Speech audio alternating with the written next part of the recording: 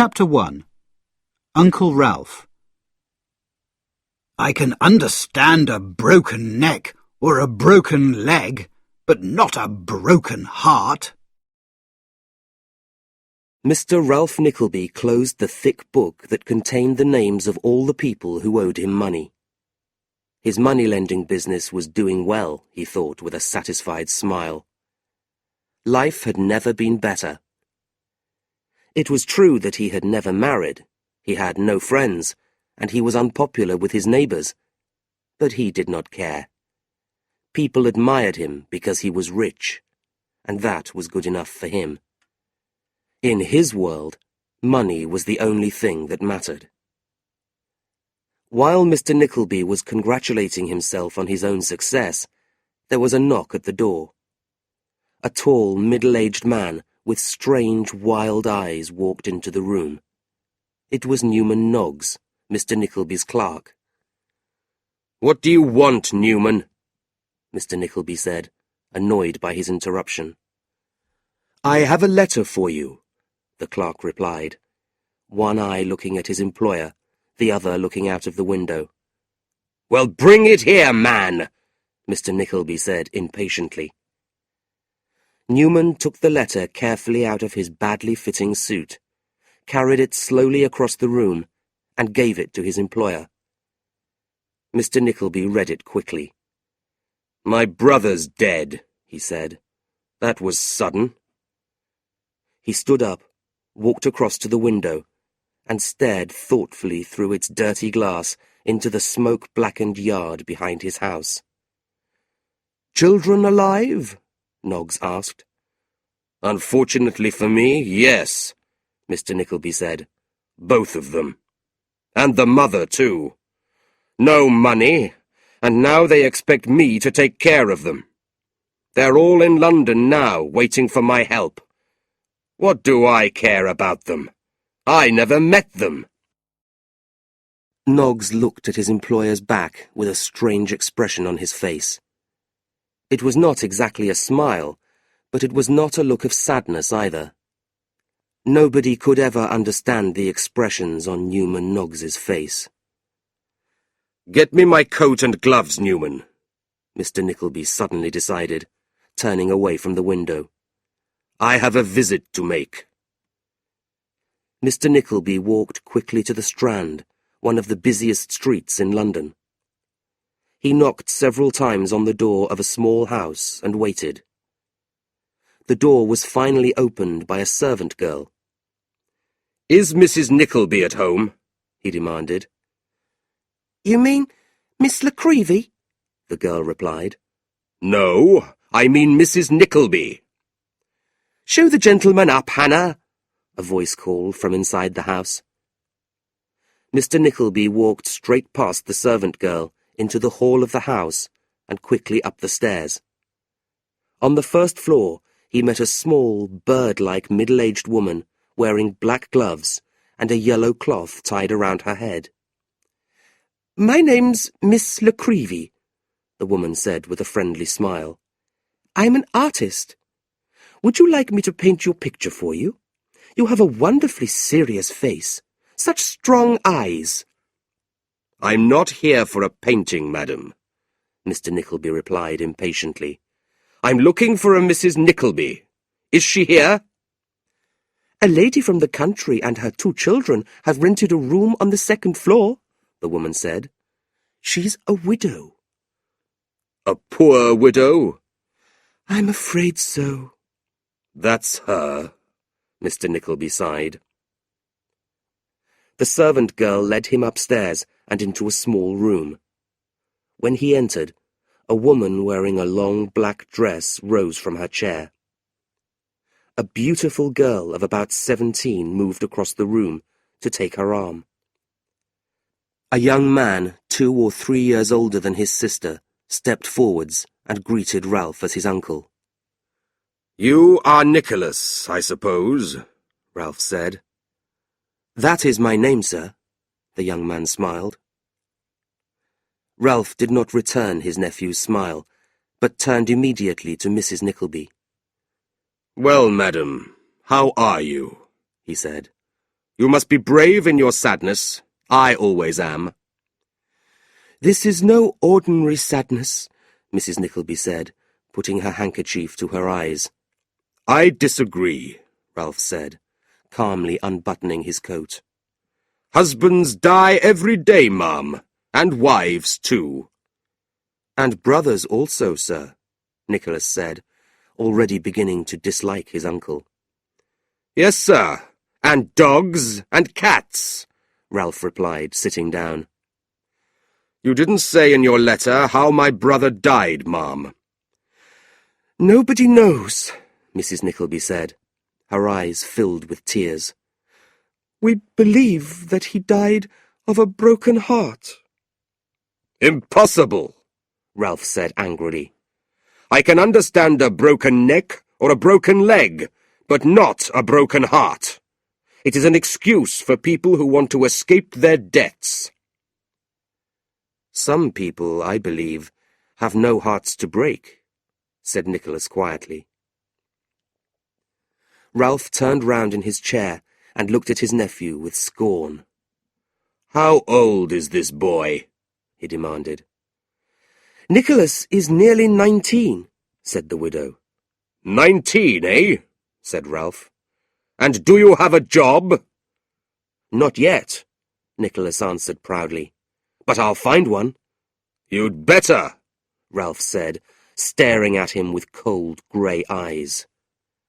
You haven't got a penny in the world, have you? That's true, Nicholas said. But don't worry. I won't need your help.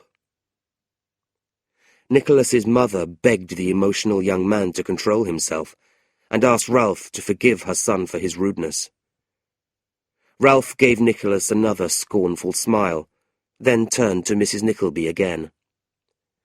You say in your letter, ma'am, that my brother left you nothing when he died, he said. That's true, the widow said. I've had to sell our home to pay my husband's debts, and I've spent the last of my money on the journey to London. I hoped that you would be able to help your brother's children. That was his dying wish. What can your daughter do, ma'am? Ralph asked. She has learnt a little French and music. And have you ever done anything? Ralph said to Nicholas. No, Nicholas replied. I thought not, Ralph said, looking again at Mrs. Nickleby. Your husband was a dreamer, ma'am. That's why he left you with no money and left me with the problem of helping you. He was a foolish, selfish man. Yes, that's true, I suppose, Mrs. Nickleby agreed. He never listened to my advice about money. I often think that I made a bad mistake when I married him. Ralph listened to Mrs. Nickleby's complaints about her husband with a half-smile. When she had finished, he looked at his nephew and said, Are you willing to work, sir? Of course I am. Then I have something here that may interest you. He took a newspaper from his pocket and showed him an advertisement.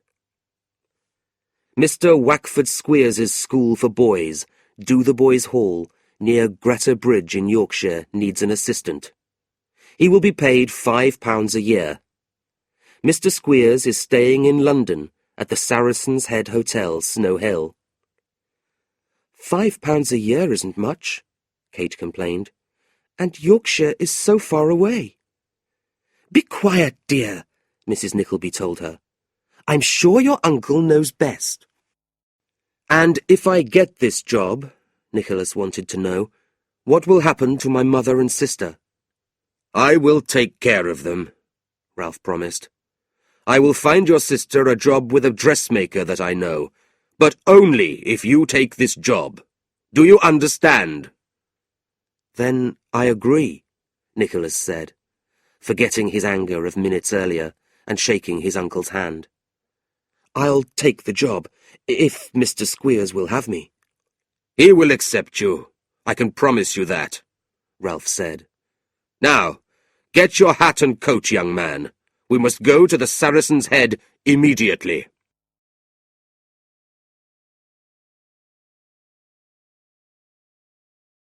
Chapter 2. Dotheboys Hall. Nicholas's heart was filled with pity for these poor children, who suffered such cruel treatment.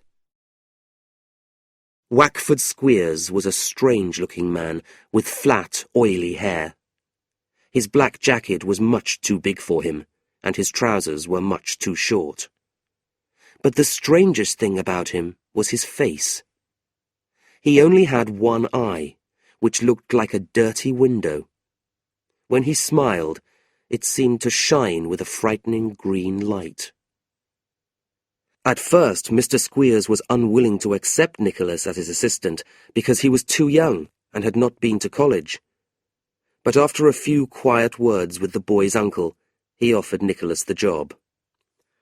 "The coach leaves at 8 o'clock tomorrow morning," he said. "You mustn't be late." Nicholas woke up at 6 o'clock the next morning and hurried to the Saracen's Head. While he was helping Mr. Squeers to lift a few small, frightened-looking boys onto the coach, he was surprised to see his mother and sister. His uncle had brought them to say goodbye. "Why didn't you wake us?" Mrs. Nickleby said, throwing her arms around her son. "You left without breakfast." "There's no time for this, Nickleby," Squeers interrupted rudely, buttoning his coat against the cold. "Get onto the coach immediately. One of my boys has already nearly fallen off. If a boy died now, I'd lose £20. "Dear Nicholas," whispered Kate, leading her brother away.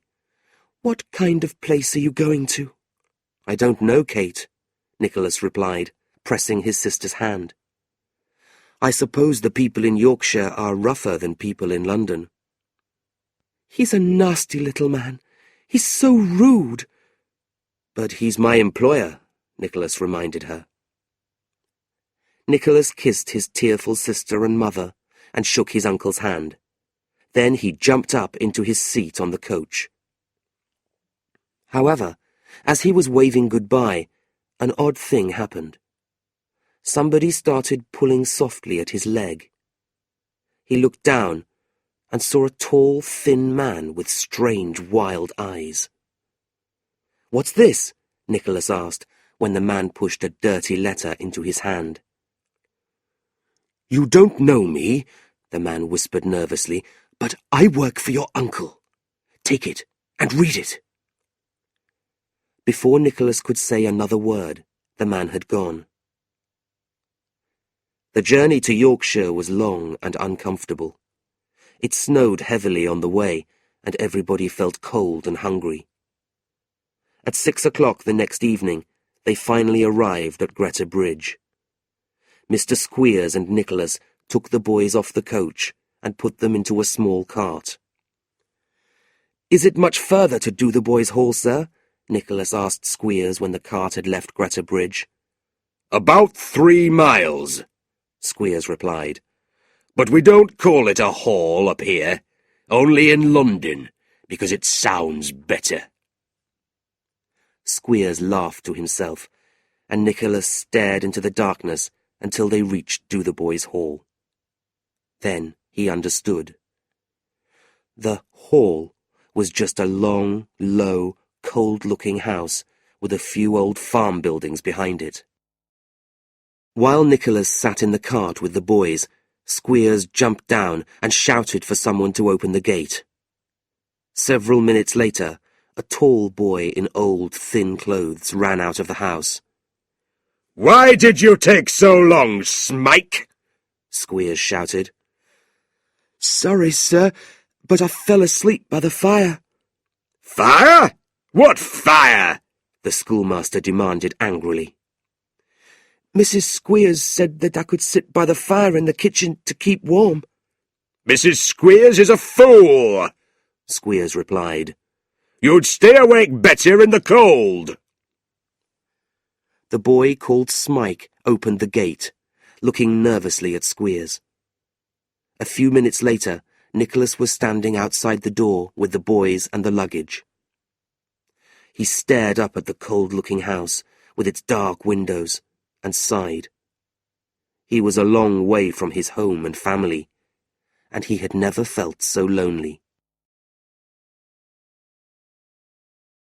Life at Dotheboys Hall was very hard. There was no heating in the school, and the boys had to wash with buckets of icy water in the mornings.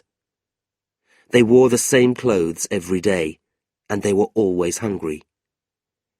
Mrs. Squeers fed them a thick, horrible soup every day, which Mr. Squeers called their medicine. It was the cheapest food that they could find. The classroom was cold and dirty, with broken windows. There were a couple of old, long desks for the children, and 2 desks at the front of the room, one for Squeers, and a smaller one for his assistant. During the lessons, the boys sat quietly, shaking with the cold. Letters from home were opened in front of the whole class, and Squeers took all their money. He did the same with packages of clothes. If the boys complained, Squeers hit them with a big stick.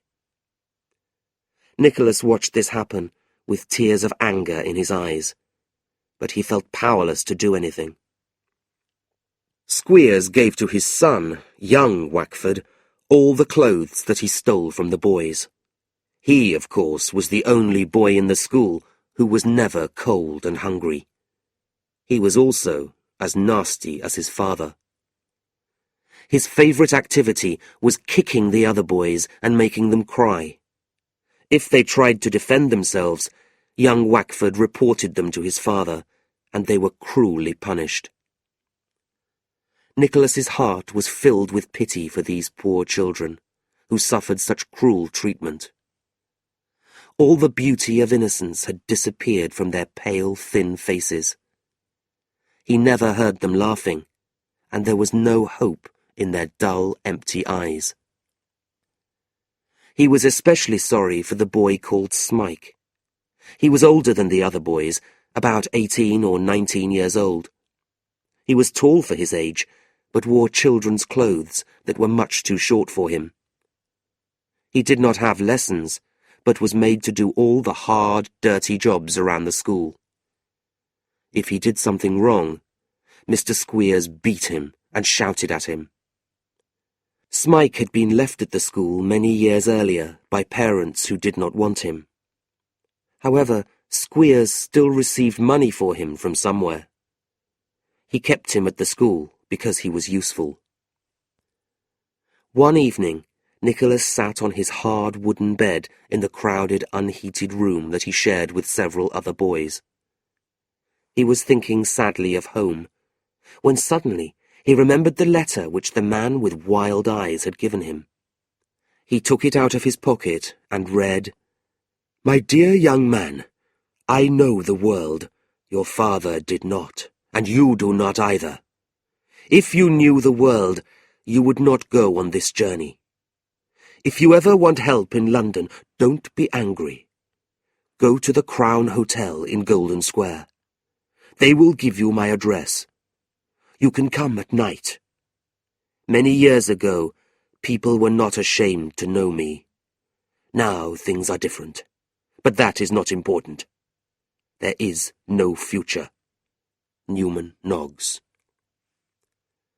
While Nicholas was putting the letter back in his pocket, a strange thing happened to him. His eyes filled with tears. The next day, Nicholas saw Smike on his knees, trying to light a fire. Smike looked up at Nicholas with a frightened expression. "Don't be afraid," Nicholas said kindly. "I'm not going to hurt you. Are you cold?" Smike covered his face with his thin, dirty hands and started crying. "My heart will break if I stay in this horrible place," he said. "Before you arrived, a boy died here. He was my last friend. Just before he died, his face was lit up by a lovely smile. He said that he could see the faces of his friends around his bed. They had come from home, and they were smiling and talking to him. What faces will smile at me when I die? There's no hope for me, alive or dead. No hope." "There's always hope," Nicholas said gently. resting his hand on the boy's bony shoulder. Eventually, Smike stopped crying and moved away, like a frightened animal, into the shadows. Nicholas sighed sadly and went to bed.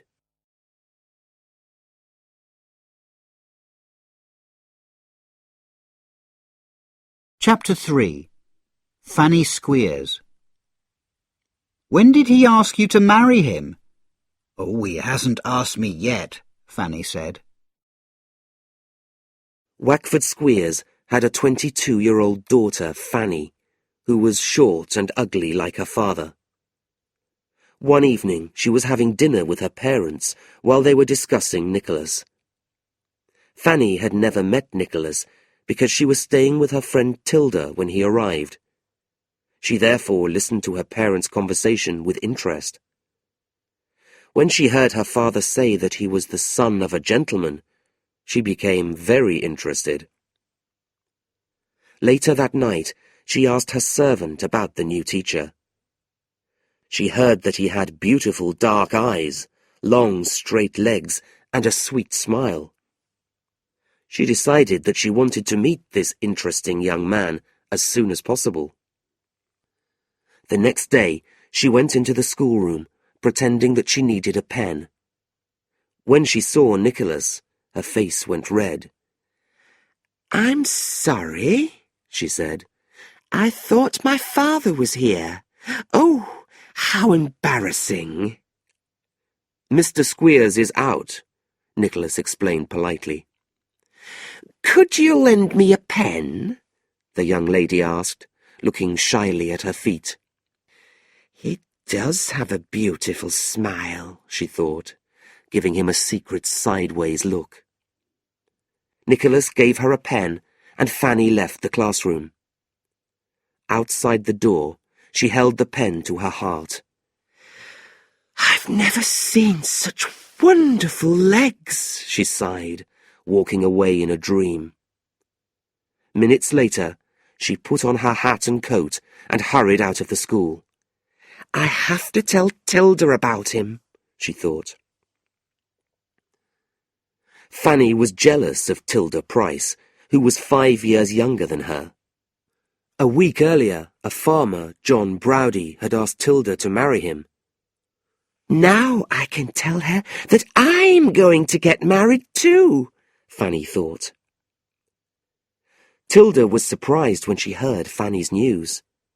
"This is wonderful," she said. "When did he ask you to marry him?" "Oh, he hasn't asked me yet," Fanny said, "but I know that he wants to. He smiles at me in a very special way." "Oh, Fanny," Tilda said, hugging her friend, "I'm so happy for you. When can I meet the lucky young man?" "In 2 days' time, my parents are away on business. Then you and John can both come for tea." "What a lovely idea," Tilda said excitedly. "I can't wait." 2 days later, Tilda arrived early at Dotheboys Hall. "John will be here later," she explained. "He's gone home to wash and change his clothes." The two girls helped each other with their hair and clothes, then went downstairs. While Fanny was talking excitedly about her future husband, there was a knock on the door. "Come in," Fanny called nervously. "Good evening," Nicholas said, a look of surprise on his face. He had expected to find Mr. Squeers. "Father can't be with us today," Fanny said. "But that only makes it better for us, doesn't it?" Nicholas thought that these words were strange, but he paid no attention to them. He greeted Tilda politely and stood calmly by the window. "Don't be embarrassed," Tilda said, smiling at him.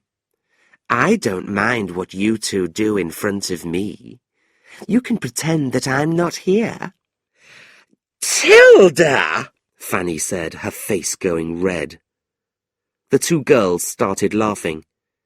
Nicholas thought that the girl's behaviour was so silly that he started laughing too.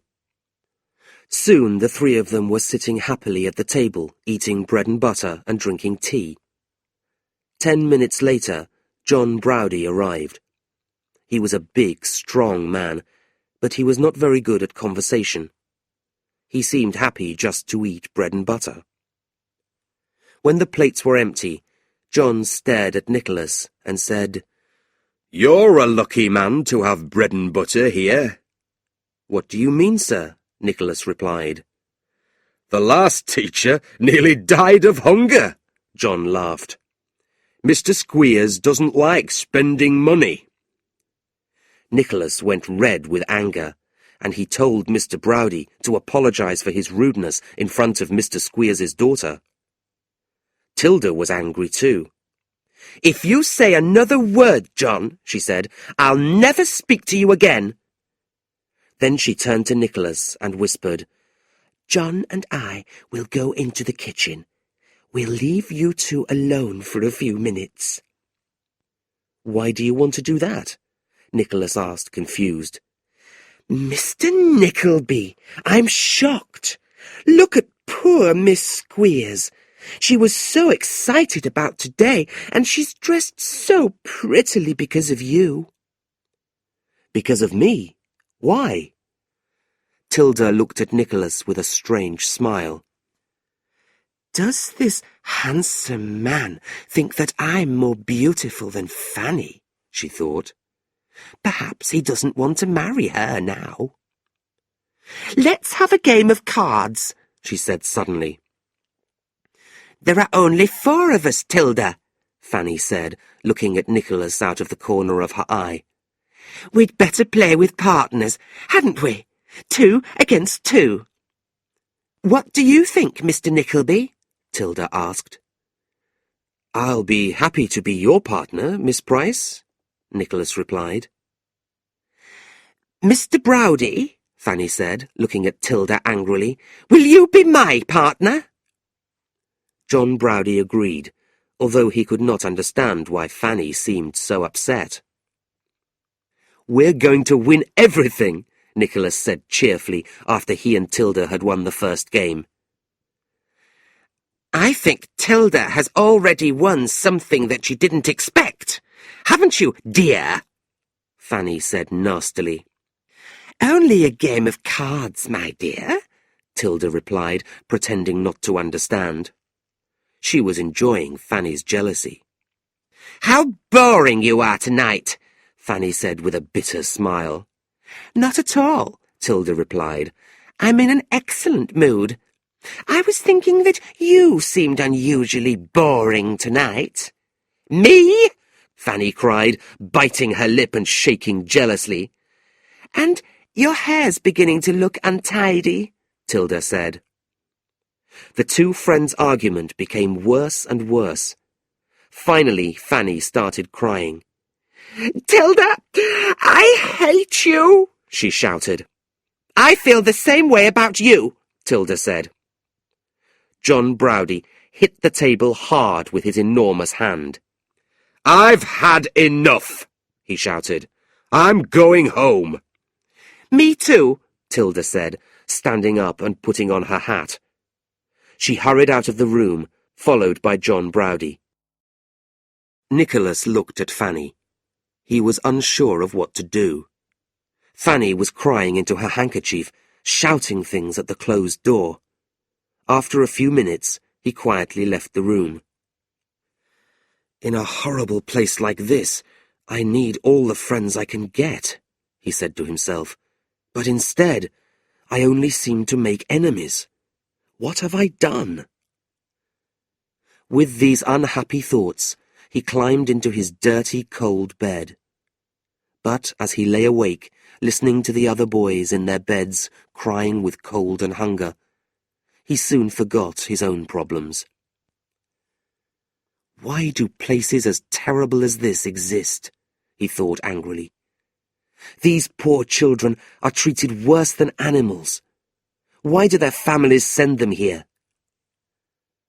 The next day, things became even worse. When it became clear that Nicholas did not love her, Fanny was filled with anger and confusion. She could not understand why a poor teacher like him did not find her attractive.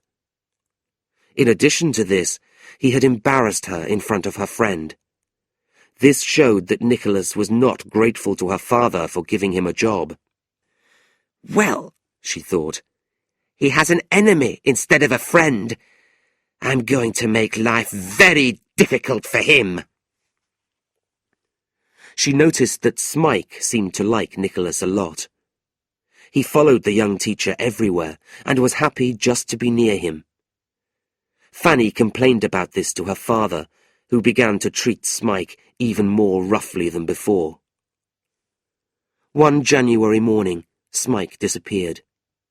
Squeers and his wife went out to look for him, and eventually found him several miles away by the side of the road. He was covered in mud, frozen, tired, and hungry. They tied his hands and feet together and brought him back to the school. Then Squeers ordered everybody to go to the schoolroom. He pulled Smike into the room and threw him onto the floor. "Have you anything to say?" Squeers said to Smike, lifting a stick above his head. Please don't hit me, sir, Smike cried. Squeers laughed and brought the stick down hard on the boy's back. Smike screamed with pain while the other boys watched silently. Squeers lifted the stick again, but a loud voice shouted, "Stop!" "Who said that?" demanded Squeers, turning round angrily. "I did," said Nicholas. "Sit down," Squeers told him angrily. He lifted his stick to hit Smike again, but Nicholas moved quickly towards him. "I warn you not to touch him," he said. "I've seen enough of your evil school and your treatment of the children here." Without warning, Squeers screamed wildly and hit Nicholas across the face with his stick. Nicholas immediately jumped on Squeers, took the stick from his hand, and began to hit him. Mrs. Squeers and Fanny tried to pull Nicholas away, but Nicholas was too strong for them all. He pushed them off and threw the schoolmaster across the room. Squeers hit the wall hard and sank to the floor without moving. Nicholas looked around, but he could not see Smike. After a moment's thought, he decided that he had no choice. He had to leave the school immediately. He packed his bag quickly and marched out of the front door into the snow. After walking for a few miles, he calmed down and thought about his situation more clearly. He did not know how he was going to get to London. He only had a little money, and London was over 250 miles away. While Nicholas was worrying about this, he noticed a man on a horse riding towards him. It was John Browdy. They exchanged greetings, but did not smile. After a few seconds' silence, Nicholas said, "I'm very sorry about our argument. It was my fault. Will you shake hands?" John Browdy jumped down from his horse with a big smile and shook hands. Then he noticed the cuts on Nicholas's face. When Nicholas told him what had happened, he laughed and shook his hand again. "You've beaten the schoolmaster," he said. "That's the best thing I've heard for years. I love you for it." But he became more serious when Nicholas told him about his plan to walk to London. He pulled an old purse out of his pocket and gave Nicholas enough money for the coach journey. Nicholas tried to refuse, but John Browdy did not listen. "Good luck, young man," he said, when Nicholas had finally accepted the money. With a cheerful wave, he climbed back onto his horse and rode away, laughing loudly.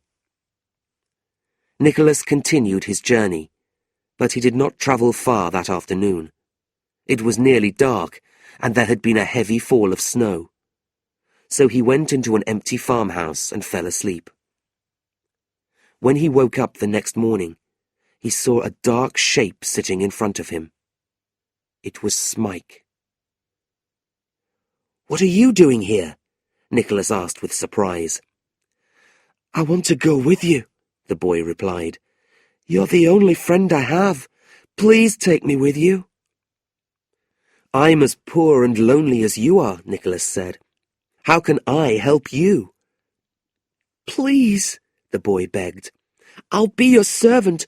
I won't ask for anything. I only want to be near you." Nicholas agreed, and Smike's face lit up with happiness. He did not know where they were going, but he did not care. He was with his friend, and away from Dotheboys Hall. That was enough to fill his heart with happiness.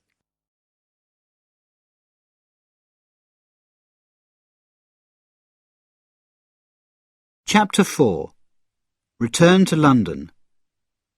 Will you, sir, return that boy to the school where he belongs? I will not. Newman Noggs had lodgings at the top of a house near Golden Square. Arriving home from work one night, he saw two tired, wet travellers waiting patiently outside his door. He invited them straight in and gave them some hot soup and some dry clothes.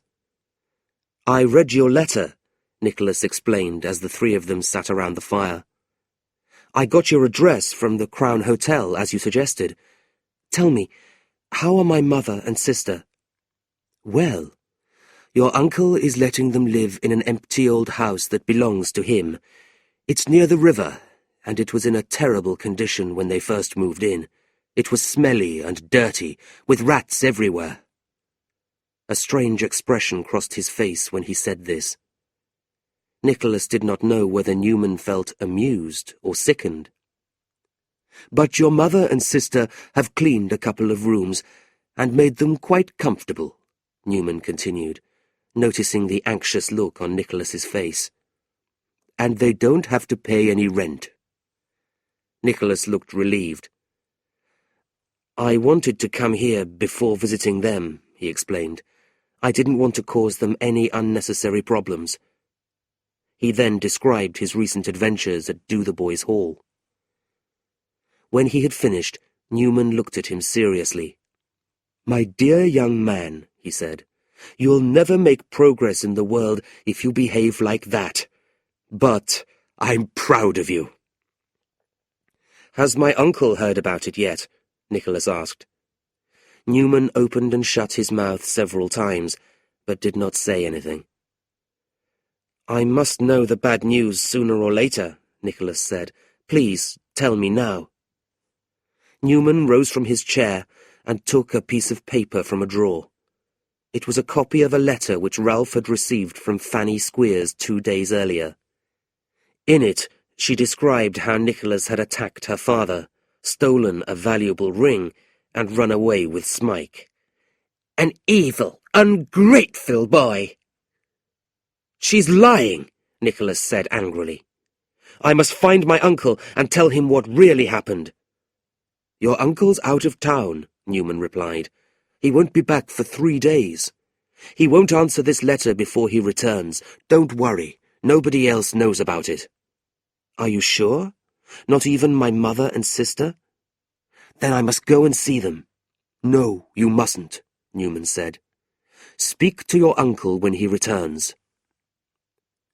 The next day, Nicholas found small, cheap lodgings for himself and Smike, and immediately started looking for a job.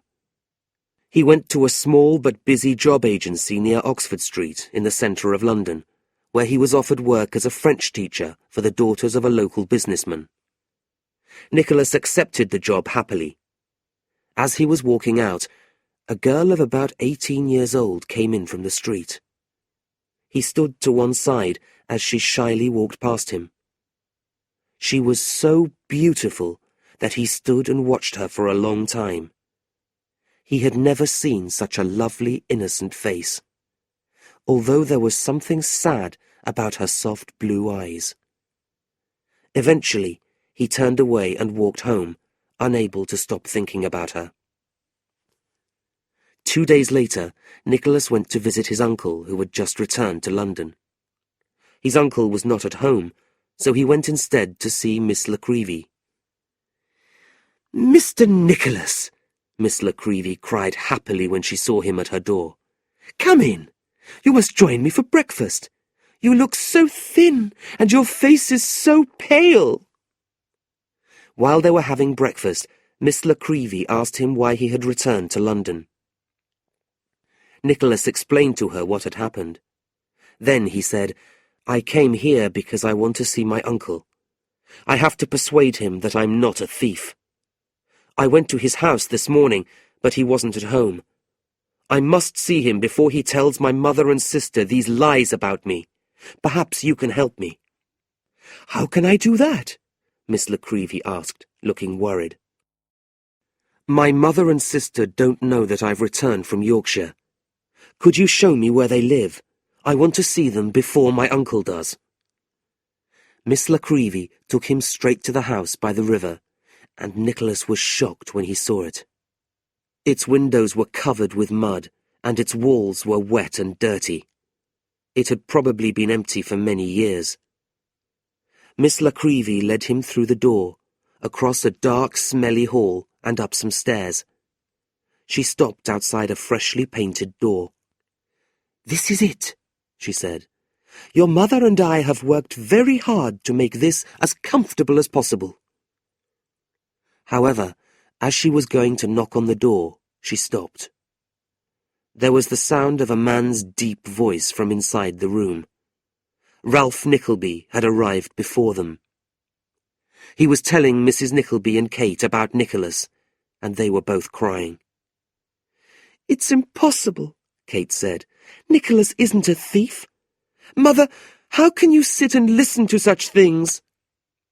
Mrs. Nickleby, who had never been very good at understanding situations, just cried even more loudly into her handkerchief. "If my nephew's innocent, why is he hiding from us?" Ralph said. "I'm afraid you must both accept the fact that he's a dangerous criminal." "That's a lie!" an angry voice shouted, and Nicholas rushed in. Ralph turned and stared angrily at his nephew. "Dear Nicholas," Kate cried, throwing her arms around her brother. "Be calm. Don't do anything foolish." "Be calm," Nicholas replied, his face red with anger. "How can I be calm in front of this man? He sent me to an evil place to work for the cruelest man that I've ever known, and now he's poisoning the ears of my family against me." "Be patient," Kate begged him. "Calm down. Tell us what really happened." "It's true that I attacked the schoolmaster," Nicholas said. "But I did it to save a poor innocent boy from certain death. I'm not sorry.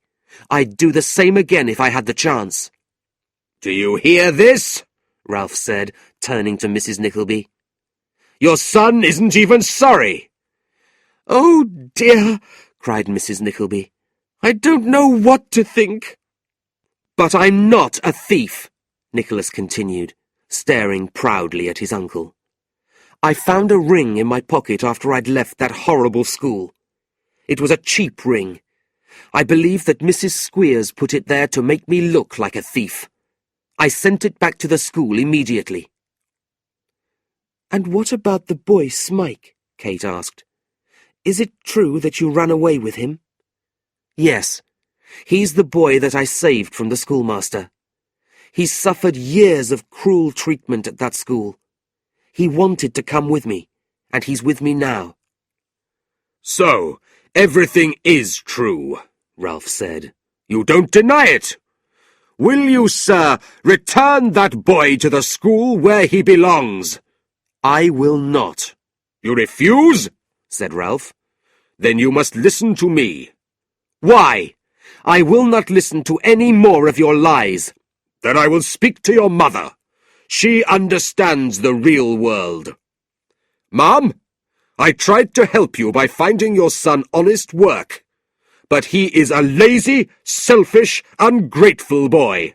I will not help him, or you if he stays with you. If that boy stays, I will leave you now. You will never see me again." "You've been kind to us, sir," Mrs. Nickleby replied from behind her handkerchief. "But I can't send my own son away, even if he is guilty of these terrible crimes." "Why do you say if, Mother?" Kate asked. "You know he's innocent." "I don't know what to think," Mrs. Nickleby replied. "Nicholas is sometimes very bad-tempered, and your uncle has been so good to us. But let's not talk about it any more. I can't send my own son away, even if it means that we don't have a penny in the world." Ralph turned towards the door, but Nicholas stopped him. "You needn't leave this place, sir," he said. "I'll go, and you won't see me for a very long time." "Nicholas," Kate said, throwing her arms again around her brother. "You can't go. You'll break my heart if you do." "I have to," Nicholas replied gently. "If I stay, I'll only bring you unhappiness. We won't forget each other, I promise, and I'm sure that better days will come." He kissed his sister gently, then turned again to his uncle. "I leave my family to you, sir," he whispered, "but I promise, if anything bad happens to them, you'll be punished." Nicholas left the room without another word, and, a few days later, he and Smike left London.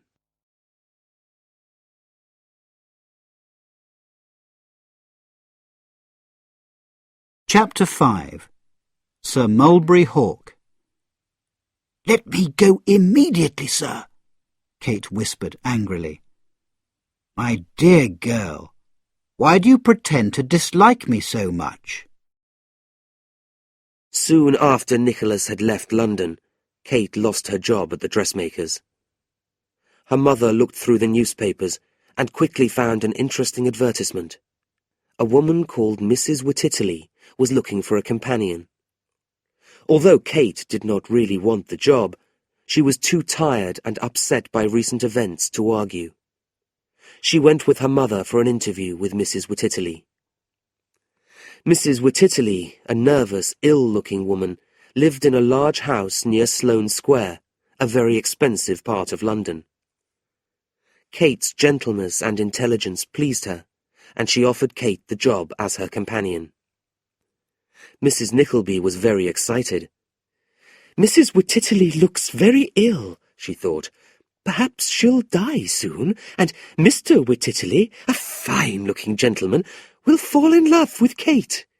He'll ask her to marry him, and all our troubles will end." A week after the interview, Kate moved all her things to Mrs. Wititterly's house and started work.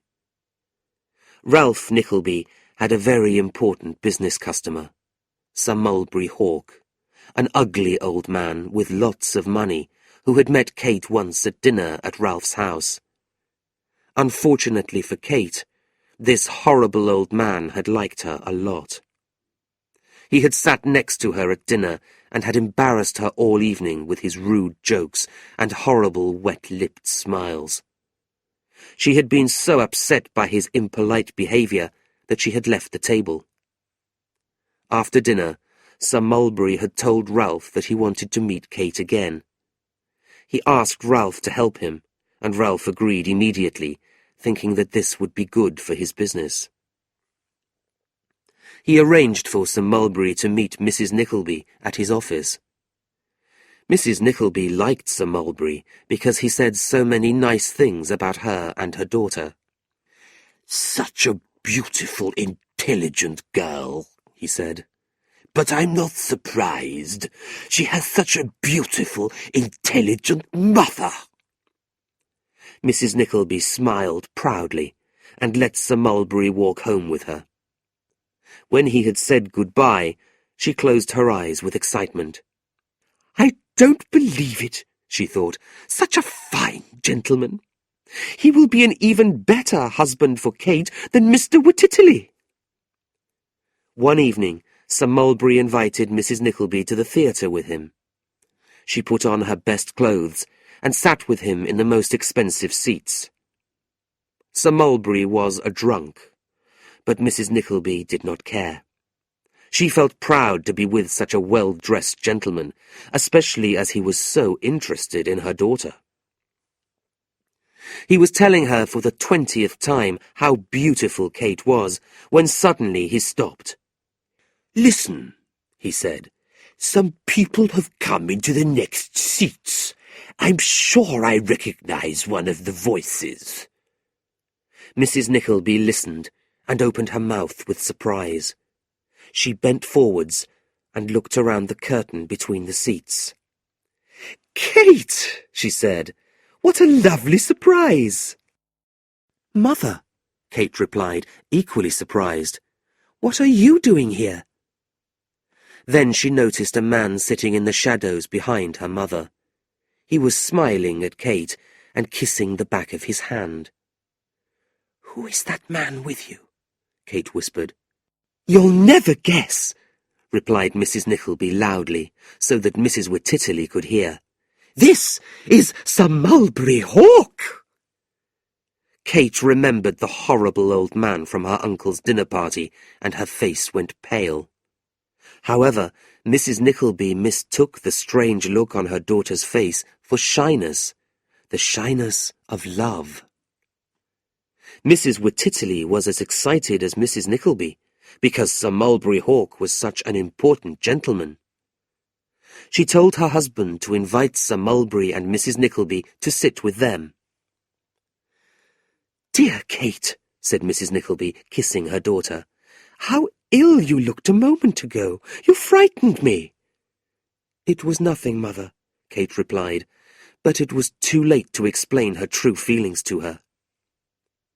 She greeted Sir Mulberry politely, then turned her head towards the stage.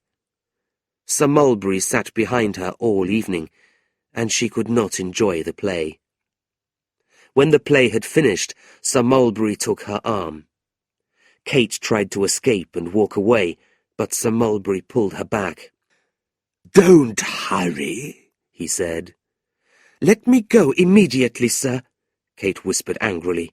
"My dear girl, why do you pretend to dislike me so much?" "Pretend?" Kate repeated. "How impolite of you, sir, to talk to me in this way." "You look prettier when you're angry," Sir Mulberry said, moving his face closer to hers. "I hate you, sir," Kate said, pulling back from him. "You show scorn for my feelings. If you do not let me join my friends immediately, you'll be sorry. I can be rude, too. I know how to embarrass a man like you in public." Sir Mulberry smiled, but did not let go of her arm. When they had reached the front of the theatre, Kate pulled away from him angrily. She hurried past her mother and the Wititterlys without a word. Then she jumped into the waiting carriage, threw herself into the darkest corner, and cried. The next day, Kate received a long letter from her mother, congratulating her on her choice of future husband. Kate felt more upset than ever, but she had to try to forget her unhappiness. Her job was to be cheerful with Mrs. Wititterly. That afternoon, while she was reading to her employer, there was a knock on the door. "That's Sir Mulberry Hawk," Mrs. Wititterly smiled from her sofa. "I gave him permission to visit. Aren't you pleased?" Before Kate could answer, the door opened and Sir Mulberry walked into the room. He sat with the two ladies for over an hour. Mr. Wititterly sat with them too, enjoying the visit of such an important guest.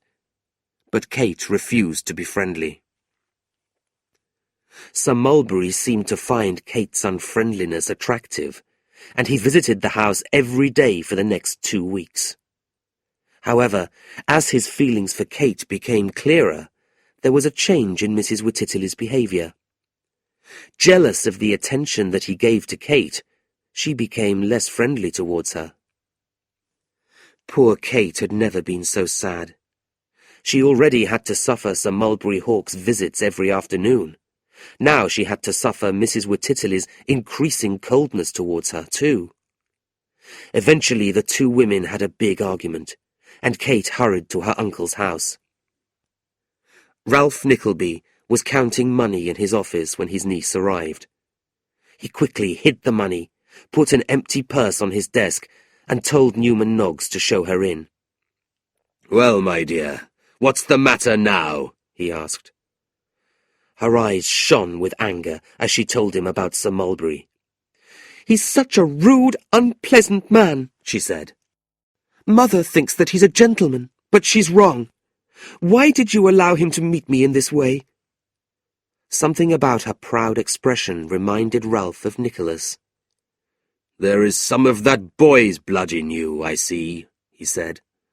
"I hope there is," replied Kate, "and I'm proud of it. As I am your brother's child, I will not accept these insults any more." "What insults, girl?" "That man treats me like a toy. Uncle, you have to stop him. I'm sure that you will help me. I have no one to advise me or protect me except for you. Please help me." "How can I help you, child?" Ralph said, rising from his chair and walking up and down behind his desk. "Tell him to leave me alone." "No." Ralph shook his head. "I can't do that." Kate looked at him in surprise. "He's an important customer. I can't afford to offend him. You'll have to live with it. He'll soon get bored with you. Just be patient." "Patient?" Kate cried. "I'd rather live on the street than have to see that man again." Before Ralph could say another word, she left the room. As she was closing the door behind her, she was surprised to find Newman Noggs standing in the hall. "I heard everything," he said. "You're right to be strong in front of him. Oh, yes, ha, ha, ha! Oh, yes, you poor thing." He walked slowly across the hall and opened the door to let her out into the street. "Don't be sad," he whispered. "I shall see you soon. Ha, ha, ha! And so will somebody else. Yes, yes." "Thank you," Kate answered, hurrying past him. "You're very kind." She walked quickly back to Mrs. Wititterly's house, trying to understand Newman's strange words. She did not know that Newman had received a letter from Nicholas. Her brother and Smike were working for a small theatre company in the south of England. Newman knew Nicholas's address and planned to write to him about Kate's problems as soon as he could.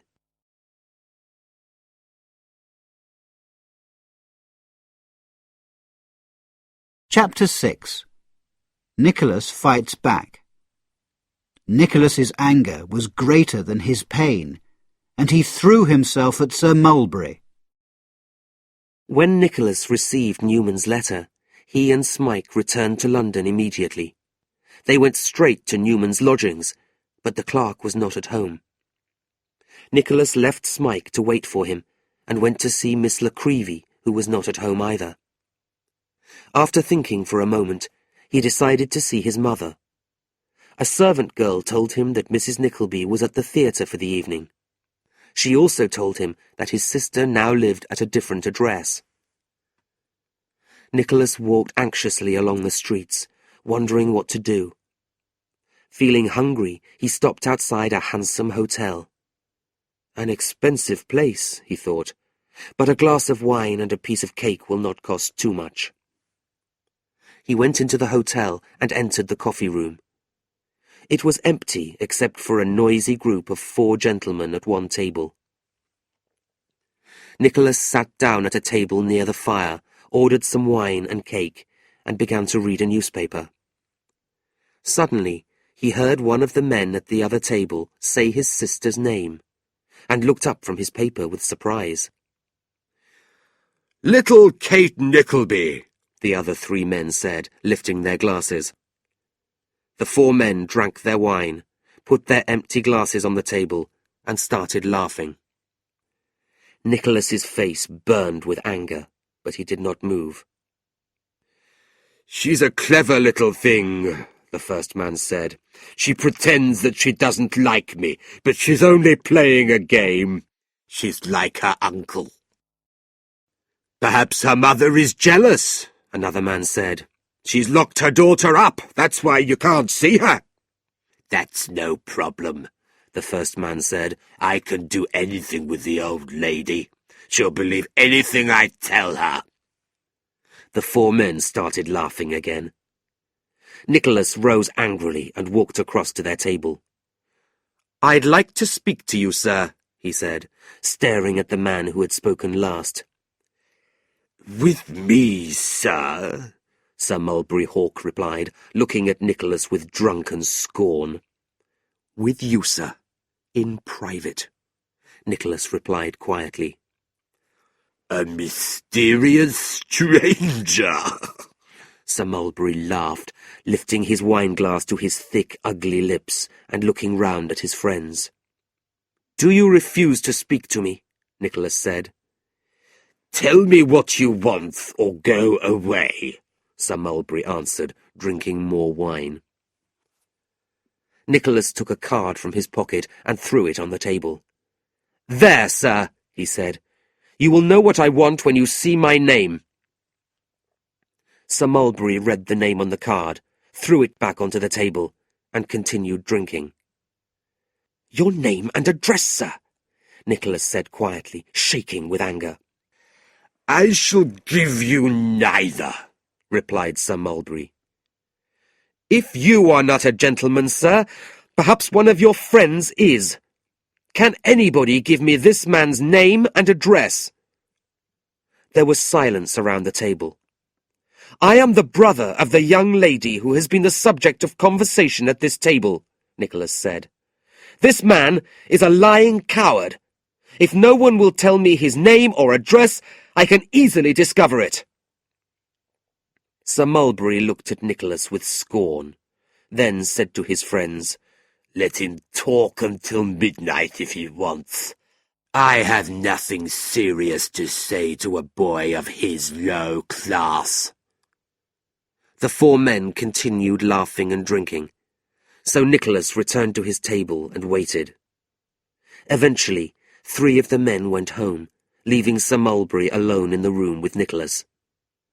Sir Mulberry sat in silence, staring at the wall with drunken, empty eyes.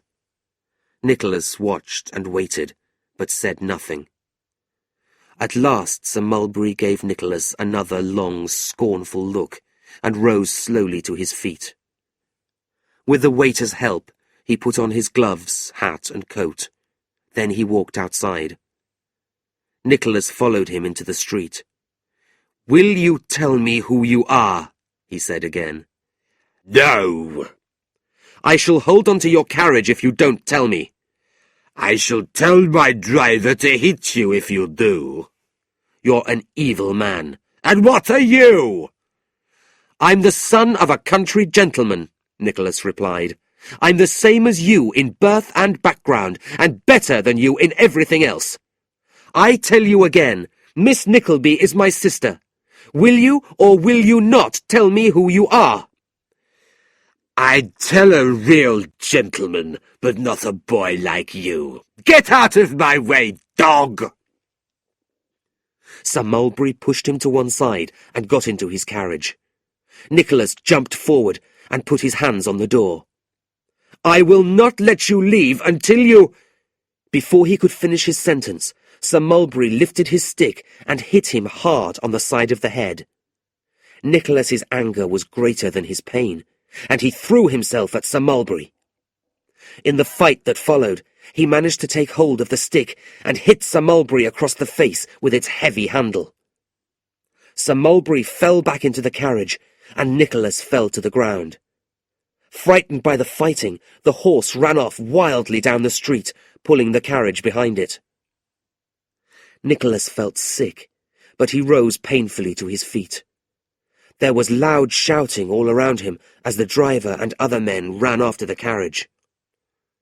As soon as the carriage disappeared around a corner, there was a loud crash, a scream, and the sound of breaking glass. When Nicholas arrived back at the lodgings, he found Newman Noggs sitting by the fire with Smike. "What have you been doing?" Newman asked when he saw Nicholas's blood-covered face. "Don't worry about me," Nicholas replied. "I'm not badly hurt. But I want you to tell me about my sister. I've learnt part of the story tonight. You must tell me the rest. Newman made Nicholas take off his coat and wash the blood from his face. While he was doing this, he told him everything about his uncle, Sir Mulberry Hawk, and his sister. Nicholas listened in silence, then told Newman about his fight earlier that evening. I'm sure that was Sir Mulberry, Newman said. Tomorrow morning, we must find another place for my mother to live, Nicholas replied. Could you send Miss Nickleby to tell her? Please don't say anything about what happened tonight.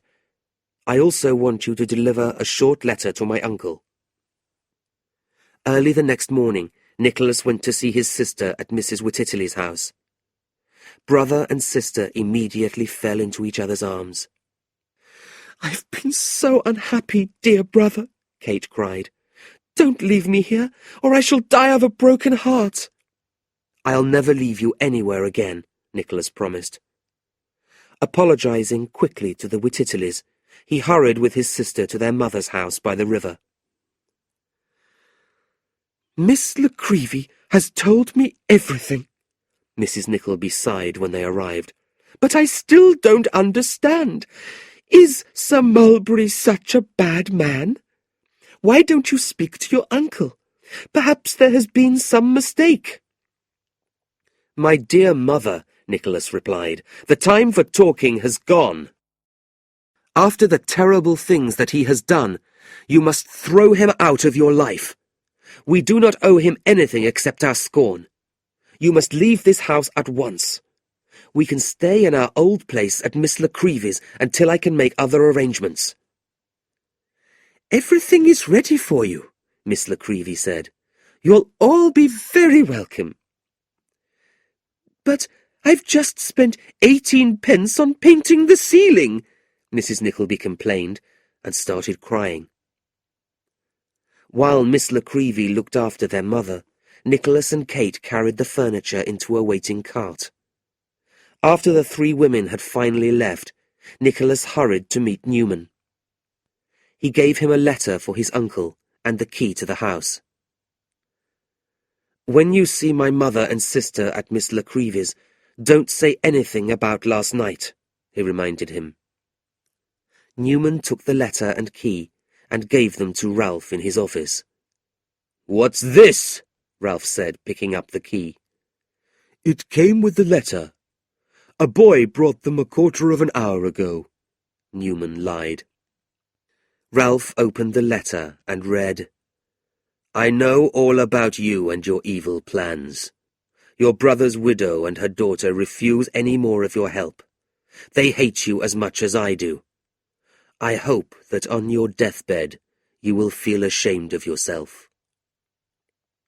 Ralph Nickleby read the letter twice, then dropped it to the floor. He sat quietly at his desk, staring angrily at the wall. He did not notice the small smile on his old clerk's lips.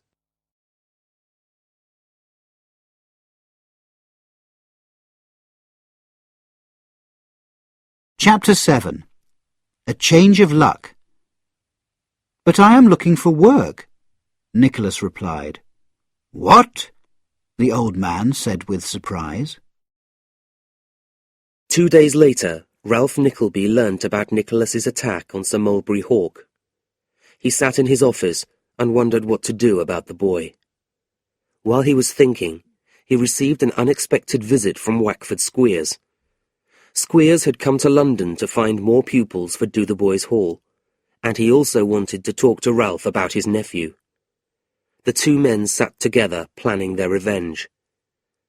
Meanwhile, Mrs. Nickleby and Kate were back in their old rooms in Miss Nickleby's house, and Nicholas decided to introduce them to Smike. Smike was shy at first, but Kate and Miss Nickleby were very kind to him.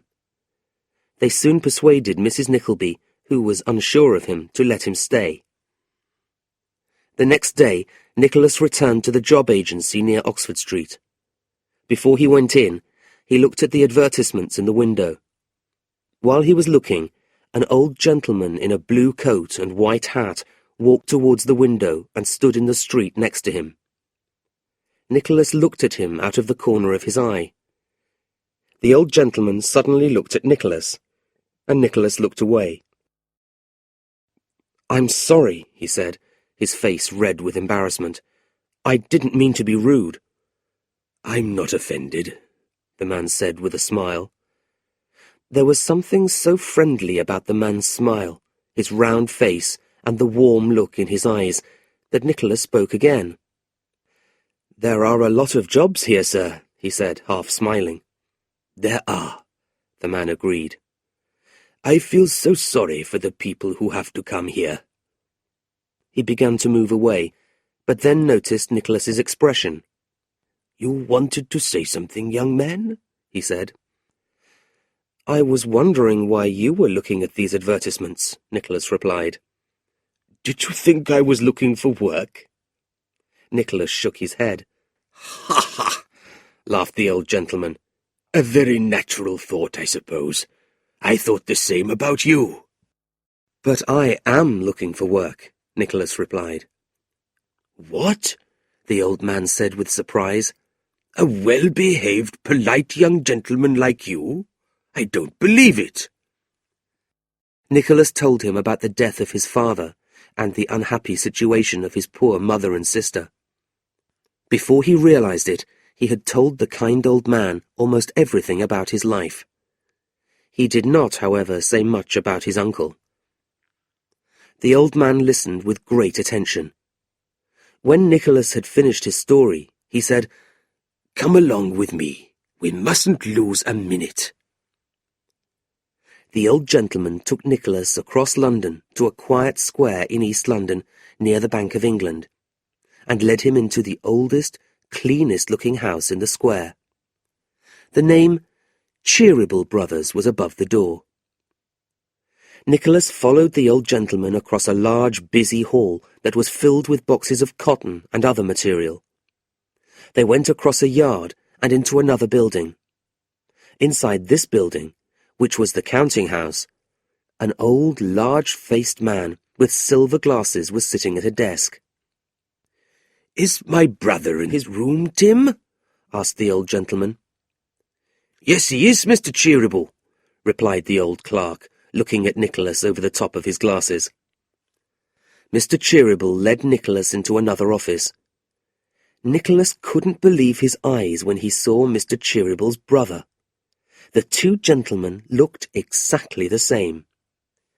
"Brother Ned, I'd like you to meet a young friend of mine who needs our help." "What does he need, Brother Charles?" the other man asked, looking at Nicholas with a kind smile. Charles told his brother the details of Nicholas's situation, and, after a long conversation, Ned went next door to speak to the old clerk, Tim Linkinwater. When he returned, he brought Tim Linkinwater with him. "We've decided," Ned told Nicholas, "that you can work in the counting house with Mr. Linkinwater. Would you like that?" Nicholas's eyes filled with tears of happiness. He did not know what to say. "No, no, not a word now," Charles said as Nicholas tried to thank him. "You must return home. Your mother and sister will be worried about you. After we have checked a few details about you, Tim Linkinwater will visit you tonight."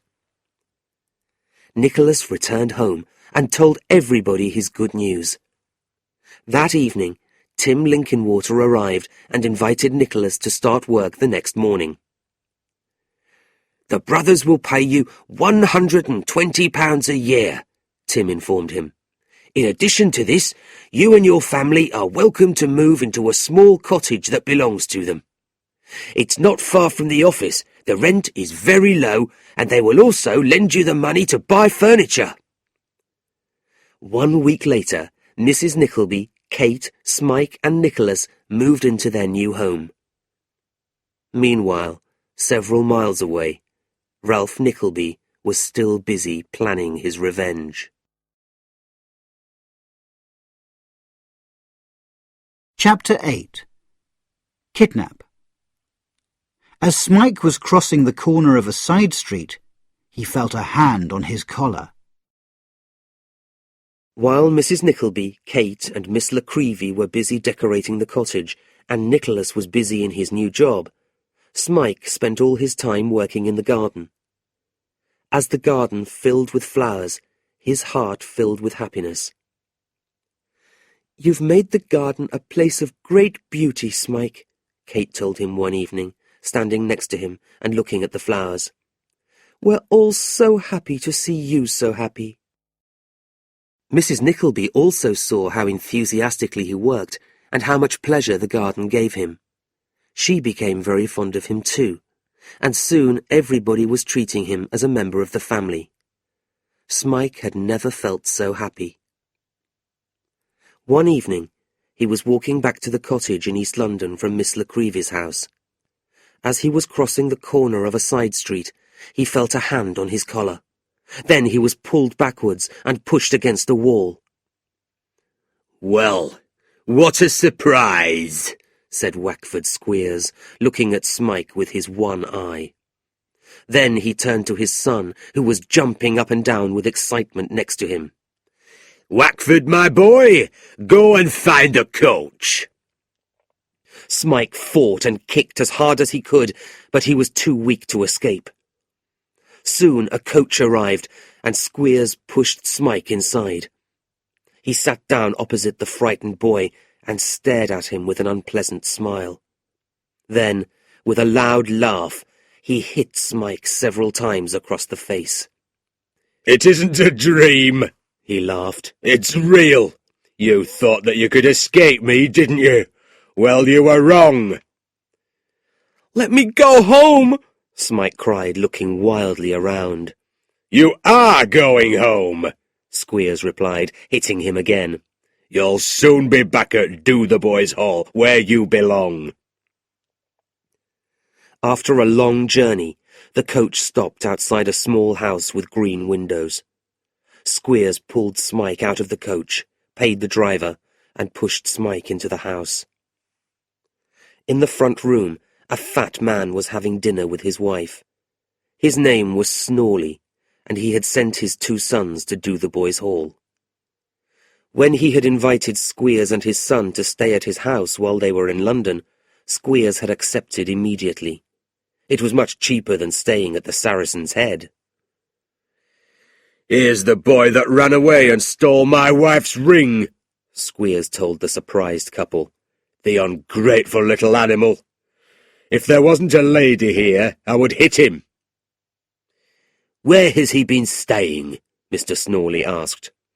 "Probably with that man Nickleby. Is that right, Smike?" Smike refused to answer, so Squeers pushed him upstairs into a small room. He took the boy's shoes and coat and locked him inside. The next morning, Squeers was having breakfast at the Saracen's Head with his son when 3 people walked into the coffee room. His daughter Fanny, with her friend Tilda and Tilda's new husband, John Browdy, had just arrived from Yorkshire for a short holiday in London. While they were all having breakfast, Squeers told them about Smike. "Poor boy," John Browdy said when Squeers had finished his story. "Where are you keeping him?"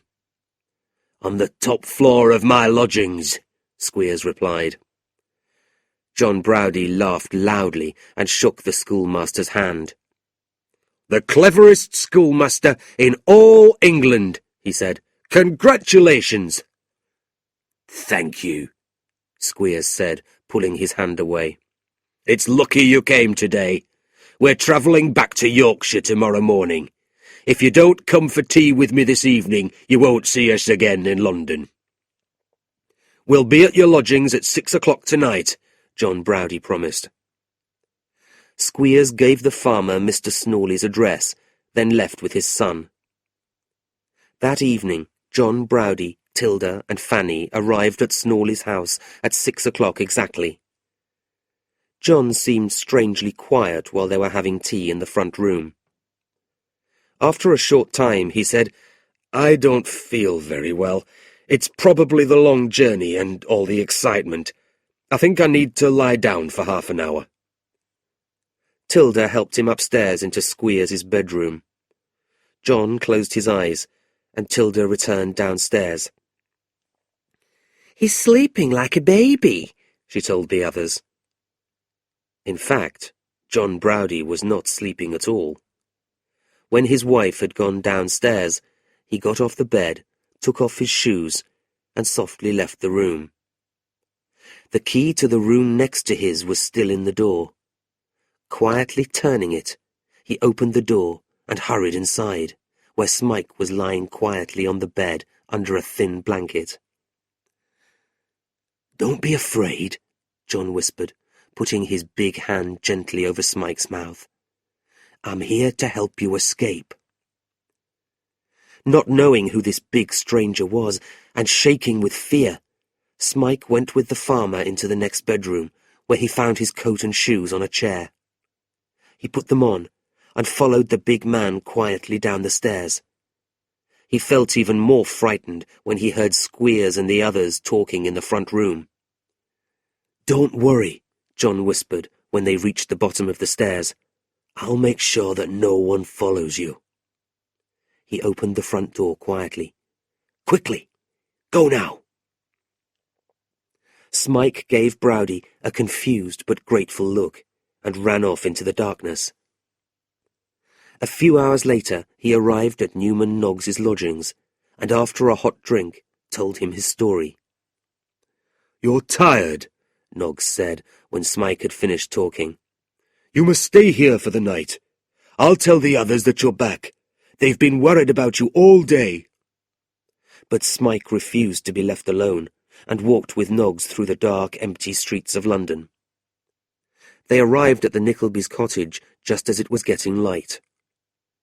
Everybody was relieved to see him. There was much congratulation and noisy conversation, and Smike cried with happiness to be safely back with his family again.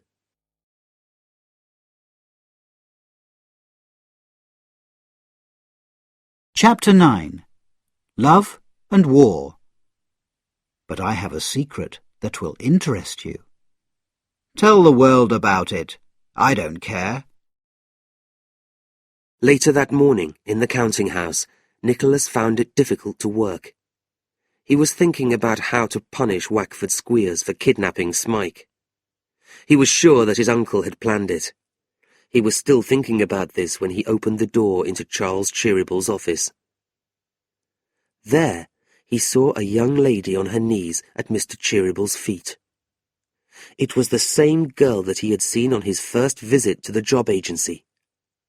Nicholas was so filled with surprise and affected by the girl's beauty that he could not move or speak. All thoughts of revenge against his uncle and Squeers disappeared from his mind. There were tears in the girl's eyes as she repeatedly thanked Mr. Cheeryble for his kindness. Mr. Cheeryble looked embarrassed and was asking her to rise. Nicholas quietly left the room before the girl could see him. Later that morning, he asked Tim Linkinwater about the young lady in Mr. Cheeryble's office. But the old clerk pretended not to hear. Nicholas waited for the mysterious young lady's next visit, but days passed and there was no sign of her. Then, one day, he was sent out on some unusual business. He was sure that the young lady was visiting the office while he was away. This happened several times. Why, Nicholas thought, was everybody so unwilling to talk about her? As the days passed, Nicholas could think of nothing except the beautiful young lady. Soon he realized that he had fallen in love. He had to find out more information about her. Eventually he could not keep the secret to himself. He told Newman Noggs about her, and Newman promised to help. "The next time you're sent away on business," he said, "I'll wait outside the building. When she leaves, I'll follow her home. Then I can tell you where she lives." 2 days later, Nicholas was sent out on another piece of strange business.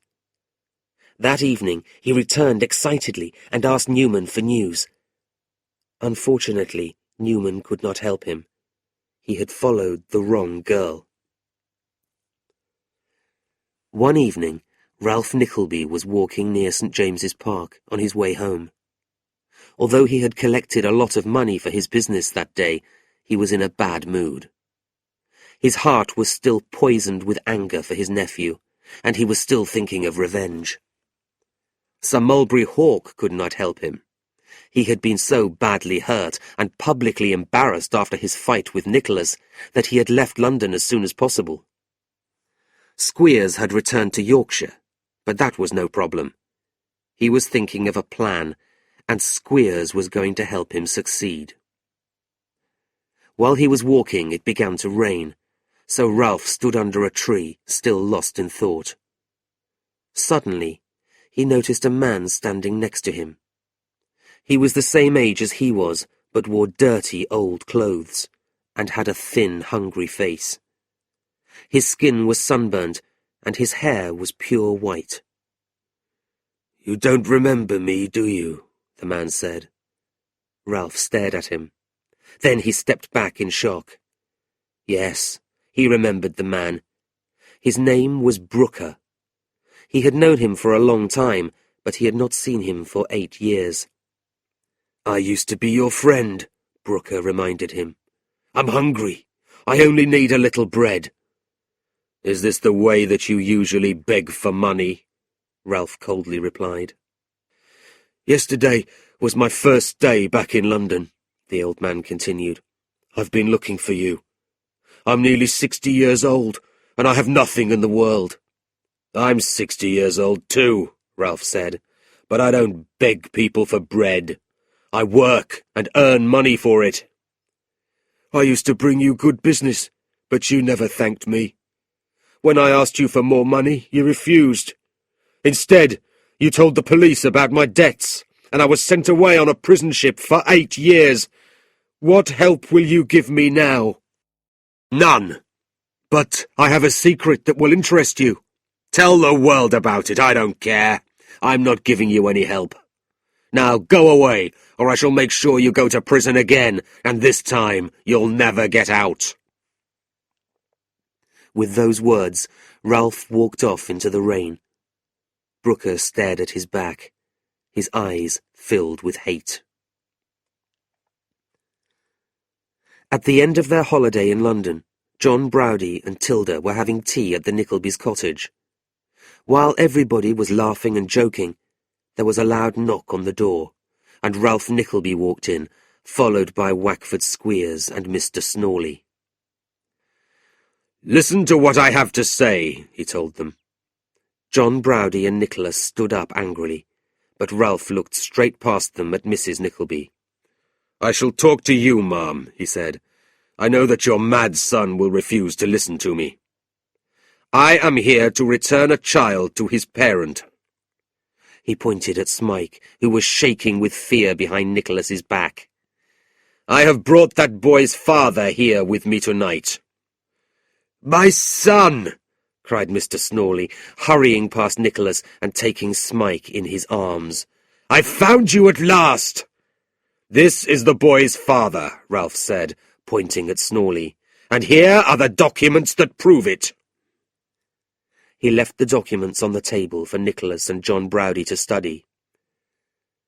"Dear Nicholas," Kate said at last, looking over her brother's shoulder, "is it true?" "I'm afraid it is," Nicholas replied quietly. "Good," said Squeers. "So he's coming with us. There's a coach waiting outside, and the horses are getting cold." "No," cried Smike, pulling away from Snawley. "I'm not leaving." Squeers moved forwards, but John Browdie pushed him away and he fell to the floor. After a lot of loud argument and angry shouting, Nicholas picked Squeers up by the collar and threw him out of the door. "I want my son!" Snawley demanded. "Your son wants to stay here," Nicholas replied, "and I will not let him go back to that school." Snawley left the room, but Ralph stayed behind. He stared at Nicholas angrily. "Mr. Snawley is the boy's father," he said, "and he will have him."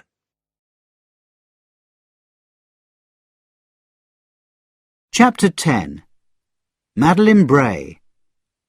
Nicholas left the room and went down the stairs, his heart filled with happiness. He had found his love at last.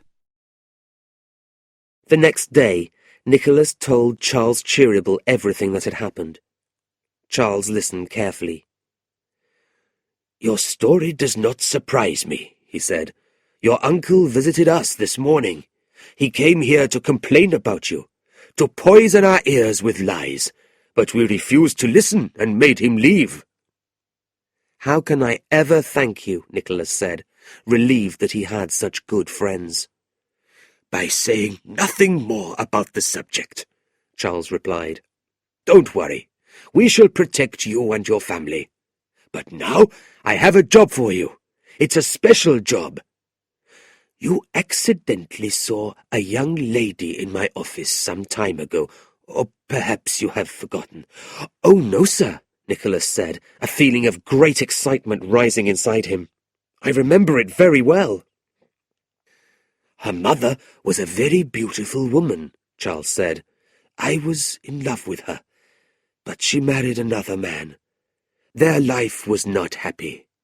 They had a daughter, the girl you saw in my office, but they had no money. 12 months before her death, the mother came to me for help. I gave her money, which her husband wasted.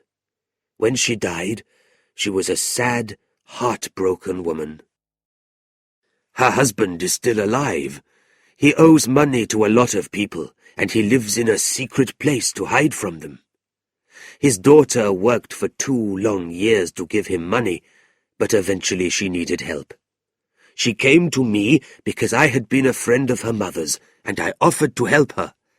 But she only accepted a very small amount of money. I wanted to help her more, but she refused. Her father is still alive, and he hates me. He knows that his wife really wanted to marry me. If he knew the money came from me, he would waste it all. Madeline comes to me secretly, usually by night, but only accepts the smallest amount of money. This situation cannot continue, Nicholas, and I want you to help me." "I'd be glad to," Nicholas said. "What do you want me to do?" "She's a wonderful artist, but she doesn't sell anything. You can visit her and pay for some paintings. Madeline will know that Ned and I have sent you, but her father will not know that you have not ordered any. You will pay a good price, and her father will not know that the money comes from Ned and myself." Nicholas, of course, agreed to help at once. The young lady and her father, whose name was Bray, lived in a cheap, dirty house near the prison. Nicholas knocked on the door nervously and was shown upstairs. Although there was not much furniture, the small room was filled with flowers and paintings. And at a little table by the window sat the young lady of Nicholas's dreams. She was quietly painting, and seemed to Nicholas more beautiful than ever. In a chair by the empty fireplace sat her father, a sick man in his 50s who looked much older. "Madeline, who is this?" Mr. Bray said. "Who said that strangers could visit us here?" "I've come to pay for some paintings that your daughter did for me, Mr. Bray," Nicholas said, placing an envelope on the table in front of the girl. "Check the money, Madeline," Mr. Bray said. "I'm sure the money's correct, Father," Madeline said softly. "If that's true, ring the bell. Tell the servant to get me a newspaper, some fresh fruit, and a bottle of wine." "I also want to order something else," Nicholas said. "Perhaps a picture of the trees in the park. Don't worry about the time or cost. When would you like me to call again?" 3 or 4 weeks, Madeline replied, looking at Nicholas shyly. "No, sooner," her father said. "We'll need more money before then." Nicholas left the room and went down the stairs, his heart filled with happiness. He had found his love at last. Meanwhile, several miles away, Ralph was talking to a man in his office. Arthur Gride was also a moneylender. He was an ugly old man of about 75 years old, with a pointed chin, toothless mouth, and unhealthy yellow skin. But this did not stop him from talking about love.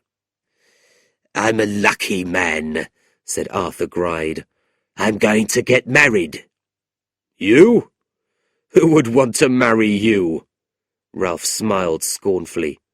"A toothless old woman as ugly as yourself?" "No," Arthur said. "She's a beautiful young girl with dark eyes and lovely red lips, and she's only 18 years old." "What's her name?" asked Ralph, staring at Gride coldly. "Do you remember Walter Bray? We both did business with him, and he owes us both money. I've visited him several times over the last 6 months. He owes me £1,700. "And he owes me over £900, Ralph said. "But why are you telling me about him now?" "Well, I'm going to marry his daughter, Madeline. I haven't asked her father yet, but he'll agree. If he lets me marry his daughter, I'll forget his debts. I'll even give him some money and a place to live across the river. I've talked to his doctor, and he won't live long. He's certain to agree to my request, don't you think? His daughter will have to obey him, but I need your help." "How?" "I'm a shy, nervous man. I need you to talk to the father for me. You're good with words. He'll listen to you." "There's something more, isn't there?" Ralph said, narrowing his eyes and studying Arthur's ugly old face. "No, no!" "Don't lie. I know you. You're as greedy as I am. If you don't tell me everything, I won't help you." "Well, there's a little house that belongs to this girl. Nobody knows about it, not even her. If I marry her, the house will be mine." "All right," Ralph said, smiling thoughtfully. "I agree to help you. But you must promise to pay me all of the money that Bray owes me. I also want an extra £500. After much complaining, Gride unwillingly agreed. The two men left immediately to visit Walter Bray, and, after half an hour of listening to Ralph, Bray agreed to his daughter's marriage 1 week later. Life for the Nicklebys in their cottage was good. The Cheeryble brothers visited them often. Sometimes they brought with them their nephew, Frank, who had just returned from abroad. They spent many happy evenings together. Although Nicholas was happy too, he was worried about Smike.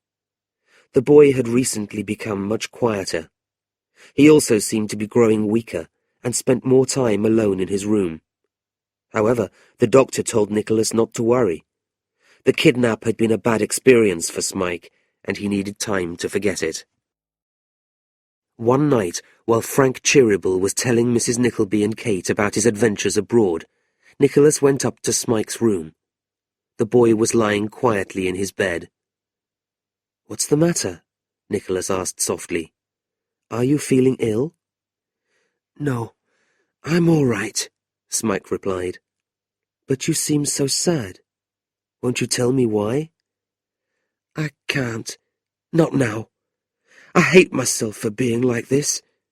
You're all so good and kind to me, but my heart is full. You don't know how full it is. One day I'll tell you the reason."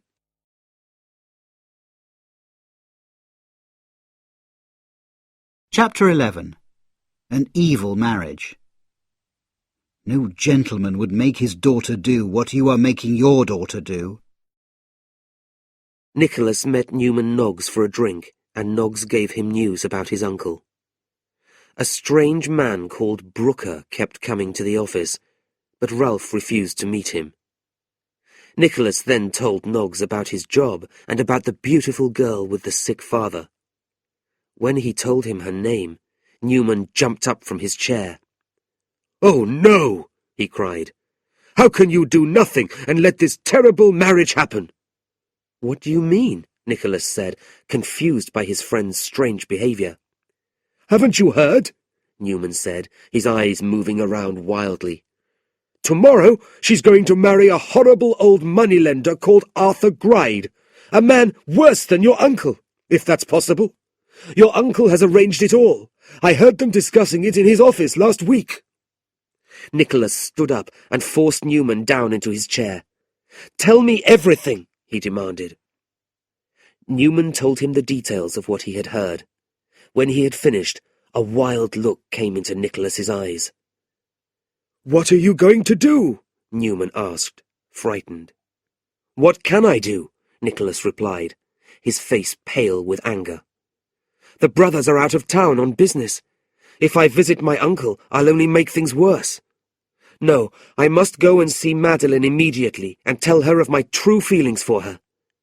When her father sees how much I love his daughter, perhaps he'll change his mind. It's my only hope. Before Newman could say anything to stop him, Nicholas ran out into the street. When he arrived at their lodgings, Madeline and her father were sitting in their room. Nicholas had not seen Madeline for 3 weeks, and he was shocked by the terrible paleness of her face and the dark shadows under her lovely eyes. The room had changed too. There were no paintings on the walls or flowers on the table. "What do you want?" Bray said from his chair by the fire. "Be quick, because my daughter and I have important things to think about." "There's something that I need to discuss with your daughter in private, sir," Nicholas said politely, hiding his anger with difficulty. "We don't need your business anymore," Bray replied rudely, "so you can leave, unless you have something else to say." "Only this," Nicholas said, unable to control his anger any more. "I thought you were a gentleman, sir, but I was wrong. No gentleman would make his daughter do what you are making your daughter do." "You can't talk to me like that," Bray said angrily. "You're only an ordinary shop boy." He tried to stand up, but his anger had made him weak. He fell back in his chair and closed his eyes. Nicholas took Madeline's arm and led her quietly out of the room. "If you have more business for me," Madeline said anxiously when they were outside the room, "please leave it until the day after tomorrow." "That will be too late," Nicholas replied. Madeline tried to walk away, but Nicholas gently stopped her. "Please listen to me," he said. She stared at him quietly as he tried to persuade her not to marry Arthur Gride. "I have no choice," she explained. "It is my duty to my father." He tried again, but she refused to listen, and she went back into the room to be with her father. Nicholas returned home, his heart aching with unhappiness. That evening he visited Arthur Gride. He told the old moneylender that Madeline Bray hated him. "If you were a gentleman, you would think about the pain in that innocent girl's heart," Nicholas said. Gride listened to him in scornful silence, then said, "I understand you better than you think. You want her for yourself, don't you? But you can't have her. She's my lovely little wife. Do you think she'll cry for you? I hope so, because she looks prettier in tears." "You evil old man," Nicholas said, his face red with anger. Without warning, Arthur Gride ran across the room and put his head out of the window. "Help! Help!" he shouted into the street. "Thief! Robber!" Nicholas was so angry that he almost attacked Arthur Gride. Instead, he turned quickly and left the room. The next morning, Arthur Gride got up early and put on his best suit. He spoke to his half-deaf old housekeeper, Peg Sliderskew, about the arrangements for food, and then he went to Ralph Nickleby's house. Ralph laughed when he heard about his nephew's visit the night before. "Good," he thought. "I'm getting revenge on him at last." The two men hired a coach and went to Walter Bray's lodgings. "Where's the lucky girl?" Ralph asked Bray as soon as he and Gride had entered the room. "She was very ill last night," Bray explained. "She's crying in her room, But don't worry, she'll be better in a minute. It's only a girl's usual nervousness just before her wedding. She won't delay us, will she? Ralph asked. No, I've been talking to her all morning. She'll be down in a minute, Bray replied. Arthur Gride sat in a corner of the room and played impatiently with the buttons of his coat. Bray looked at him scornfully. Look at that man, he whispered to Ralph. This marriage is a cruel thing to do to an innocent young girl, don't you think? No, Ralph replied coldly, surprised by Bray's sudden pity for his daughter. It would be more cruel if he were younger. He's an old man. He'll die soon, and Miss Madeline will become a rich young widow. That's true, Bray said thoughtfully. But he still did not look happy. I'll go upstairs to finish dressing, he said. When I come down, I'll bring Madeline with me. When he had left the room, Ralph turned to Gride. He looks very ill, he said. If he doesn't die soon, I'll be very surprised. Gride laughed quietly, but did not reply. The two men sat waiting in silence. After a short time, they heard footsteps outside the door. But it was not Bray and his daughter. It was Nicholas and his sister Kate. Ralph stood up, his face pale with anger. Gride took Ralph's arm, his eyes filled with fear. What do you want? Ralph demanded. I've come here to save Madeline from this evil marriage, Nicholas replied. Leave the room, girl, Ralph told Kate. I advise you not to see what I'm going to do to your brother. I will not go, Kate said, standing proudly by her brother. I'm going to speak to the girl and her father. Perhaps they will listen to me. I know how jealous your brother is, Arthur Gride said from behind Ralph's back. But it's too late. The girl is mine. Suddenly there was a loud scream from the room above them. Nicholas ran upstairs and saw a crowd of neighbours already in the bedroom. What's happened? Nicholas asked. It's Mr. Bray, replied an old woman. He's dead. Nicholas pushed through the crowd and saw Bray lying on the floor. Madeline was lying with her head on his shoulder, crying. Nicholas gently took her arm and led her from the room. I'm the young girl's nearest friend, he informed the watching crowd of neighbours. My sister and I will take care of her until she is well. Nobody tried to stop him as he led Madeline, who was too upset and shocked to refuse, down the stairs and into the street. As Kate ran across the road to hire a coach, Ralph called from the doorway. Leave the girl here! I warn you, Nicholas shouted back at his uncle, that your evil world is finished. With those words, he helped Madeline into the coach which Kate had found. Ralph angrily watched the coach disappear around a corner, then unwillingly agreed to go back to Gride's house. When they arrived, Gride knocked on the door, but there was no answer. What's the matter? Ralph said impatiently. Why doesn't anyone answer? It's Peg, my housekeeper, Gride explained. She's deaf.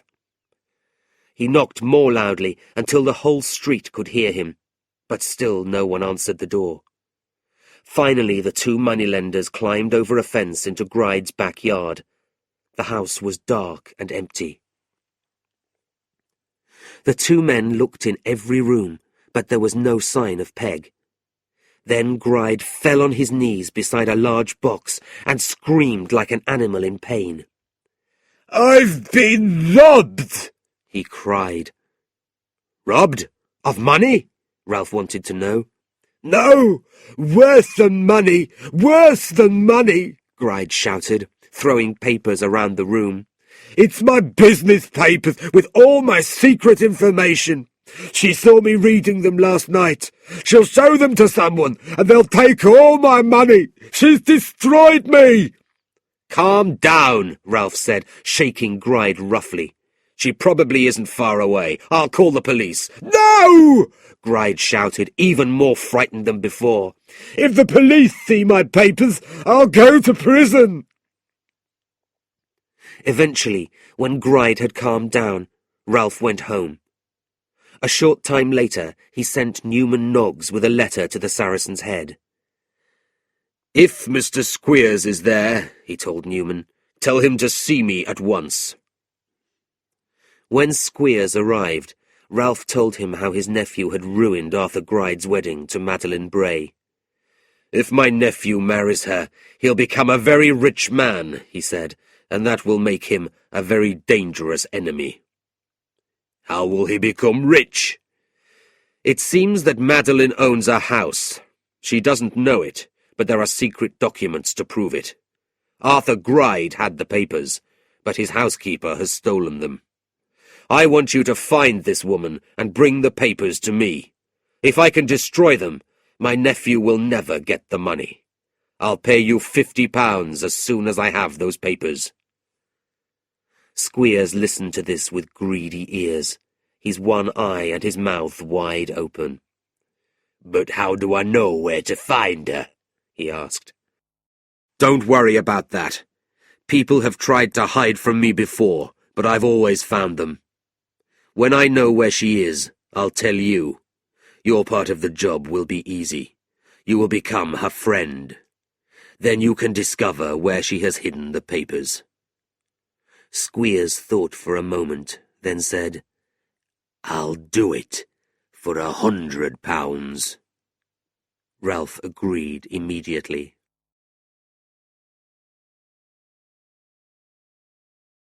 Chapter 12. Poor Smike. I saw him, over there behind the trees. It was the man who took me to that horrible school years ago. Madeline was now living with the Nicklebys in their cottage, but the shock of her father's death had made her very ill. While she stayed in bed, Kate took care of her, and by the time Madeline's health improved, she and Kate had become good friends. These were proud times for Mrs. Nickleby. She noticed that Frank Cheeryble often came to the cottage with Nicholas after work. She was sure that he was interested in Kate, and began to dream of a wonderful wedding for her daughter. When she told Nicholas about Frank's interest in Kate, Nicholas was surprised, but he was also secretly relieved. He had been afraid that Frank was also in love with Madeline. He liked Frank a lot, and he was glad that they would not have to become enemies. However, Nicholas became increasingly worried about Smike, who had become very ill. The doctor told him that Smike's condition was serious, and he advised him to take the boy away from London as soon as possible. The fresh country air might cure him, so Nicholas took Smike to Devon in southwest England, where he had lived as a child. Meanwhile, Ralph Nickleby had discovered where Peg Sliderskew, Gride's housekeeper, was living. She was in an upper room in a dirty old house near Lambeth in southeast London. Ralph informed Squeers, who moved into an empty room in the same house, and soon became friendly with her. One evening, he took a bottle of strong alcohol into her room and sat talking to her by the fire. After the old woman had drunk a few glasses, Squeers told her how Arthur Gride's wedding plans were ruined. Peg Sliderskew laughed so much that she nearly fell out of her chair. I'm glad, she said. Gride's a horrible, greedy old man. He treated me very badly. That's why I ran away with his papers. I'll be happy to help with Gride's papers, Squeers suggested, when Peg was completely drunk. I can tell you which ones to keep and which ones to burn. The old woman walked with a drunken smile to a cupboard. She took the papers out of a box and spread them out on the floor by the fire. Squeers was so busy studying them that he did not hear the door opening behind him. He did not see Frank Cheeryble and Newman Noggs walking quietly into the room. Eventually, he found the paper that he wanted. Madeline Bray, he said excitedly, putting it in his coat pocket. What did you say? Peg asked, turning her head. She saw the two men, but it was too late to save Squeers. Newman Noggs lifted his arm and brought a thick stick down heavily onto his head. The old schoolmaster's one eye opened wide with surprise. Then he fell forwards across the floor. After a 2-day journey to Devon, Nicholas rented a small farmhouse. At first, Smike was strong enough to go for short walks in the surrounding fields. Nicholas also hired a horse and cart and drove Smike around the countryside. He showed the boy the house where he had lived, and he even found a rose tree in the garden that his little sister Kate had planted. However, as Smike grew weaker, travelling became impossible. One sunny day, Nicholas sat outside with him under some apple trees. One evening they were watching the sun go down behind the hills. It was so warm that Nicholas fell asleep. Suddenly he was woken by a scream. "What is it?" he asked anxiously. I saw him, over there, behind the trees. It was the man who took me to that horrible school years ago." Nicholas searched among the trees, but there was no one there.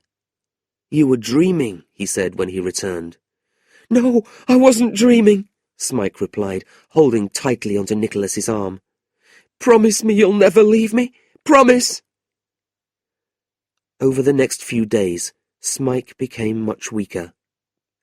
Nicholas saw now that there was no hope for his young friend. A life of suffering and pain had made him too weak to fight his illness. One fine autumn day, Nicholas sat by Smike's bedside. Smike was lying with his eyes closed, breathing gently. Suddenly, he opened his eyes. There was a small smile on his pale face. "I've had such pleasant dreams," he said softly. "What about?" Nicholas asked. The dying boy turned towards him and hugged his neck. "I shall soon be there." There was a short silence. Then Smike spoke again.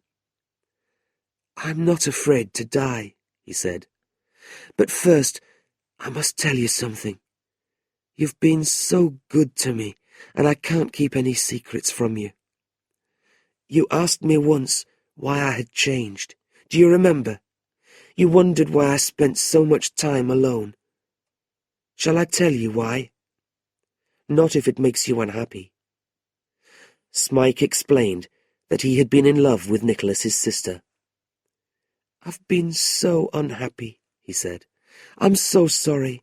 Will you ever forgive me?" Nicholas went on his knees by Smike's bed and held his hand.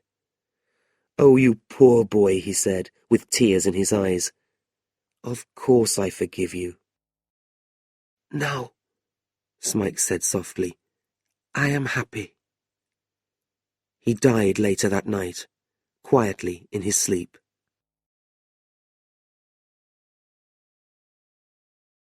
Chapter 13. Ralph's final defeat. What good was all his money now? He had murdered his own child. Ralph sat alone in his room and stared at his untouched breakfast. He had a strange feeling that something was wrong. It was nearly midday, and Newman Noggs had still not come to work. He sent his housekeeper to Noggs's home to find him. "He's not there," she informed him when she returned. "He hasn't been home all night, and no one knows where he is. But there's a gentleman waiting for you downstairs." Ralph went downstairs, where Charles Cheeryble was waiting to speak to him. Ralph refused to speak to him and sent him away at once. Then he put on his hat and coat and went to visit Snorley. But Snorley's wife angrily refused to let him see her husband. "He's in so much trouble because of you," she said, and shut the door in his face. Next, Ralph went to the Saracen's Head for news about Squeers, but nobody had seen him for 10 days. He decided to visit the house in Lambeth where Squeers and Peg Sliderskew were staying, but he found the 2 rooms empty. He eventually discovered from a neighbour that a one-eyed man and a drunken old woman had been carried away from the building by 2 men the night before. They've been caught by the police, Ralph thought. I must tell Arthur Gride at once. Arthur Gride, however, did not want to speak to him. "Go away," he called from an upstairs window. "It isn't safe." "Come down and open the door," Ralph demanded, but without success. Gride closed the upstairs window, and there was silence inside the house. "This is mad," Ralph said to himself. "Nobody wants to talk to me. I must find out what's happening." Unwillingly, he decided to visit the Cheeryble brothers. "Which of you visited me this morning?" Ralph asked, looking from one man to the other, unable to tell the difference. "It was my brother," said Brother Ned. Without waiting for an invitation, Ralph sat down and crossed his legs. "Now, gentlemen, what do you wish to say?" Ned rang a bell, and Newman Noggs walked into the room. "What are you doing here?" Ralph asked, with a scornful smile. "I'm here because I hate the cruel way that you treat honest people," Noggs replied. "You enjoy making innocent people suffer. I've seen how you've treated your own family. I've seen you lie about Smike's father and persuade a selfish father to sell his daughter to Arthur Gride. I've seen it all." "You can't prove any of this," Ralph said, still smiling. "Yes, we can," Brother Charles said. "Last night the man Snorley told us everything." The smile went from Ralph's face. "Mr. Noggs came to us for help a few weeks ago," Charles explained.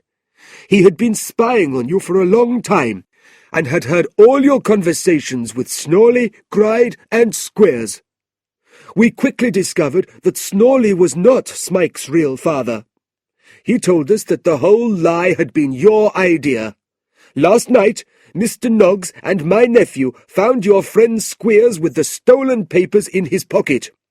You were trying to stop Madeline Bray getting the house that belonged to her, weren't you? Well, your friend Squeers is already with the police." "If all this is true," said Ralph, "why am I not in prison with him?" "We wanted to help you," Brother Ned said. "We have told you all this before telling the police about you. We have given you the chance to leave London." Ralph smiled scornfully. "I don't believe a word that you say. I shall not leave London. You have not heard the last of me." With these proud words, he left the room. He went straight to the police station, where he found Squeers sitting in a prison room. "What happened last night?" Ralph asked him. Squeers explained everything, his one eye filled with hate as he spoke. "It's all your fault," the schoolmaster said angrily. "Why didn't you let me burn the papers? Now the police have them. Madeline Bray will get her house, and my life is ruined because of you." "The police can't do anything," Ralph said. "We'll invent a story and—" But Squeers refused to listen. "No," he said. "I'm finished with you. I'm going to tell the police everything." Ralph left Squeers and angrily walked home. He sat down in the dark, put his head in his hands, and did not move for an hour. At 10 o'clock there was a knock on the door. It was Tim Linkinwater. "Mr. Nickleby," Tim said, "something important has happened. You must come with me at once." "Why should I? For a repeat performance of this morning?" "No," replied Tim. "It's bad news for you, I'm afraid. You must come." Ralph paused for a moment. Then he put on his coat and hat and followed Tim Linkinwater. "What have you got to tell me?" he said to the Cheerybles when he arrived. "It's about a death," said Brother Charles. Ralph's eyes brightened for a second. "Is it my nephew?" "You should be ashamed of yourself," said Brother Ned. "You're a hard-hearted, unnatural man. We are here to tell you about the death of a poor, innocent boy." A warm-hearted boy who never knew love, who never did harm to anybody. A boy who has died because of you." "Just tell me that my nephew is dead," Ralph said. "That's all I want to hear."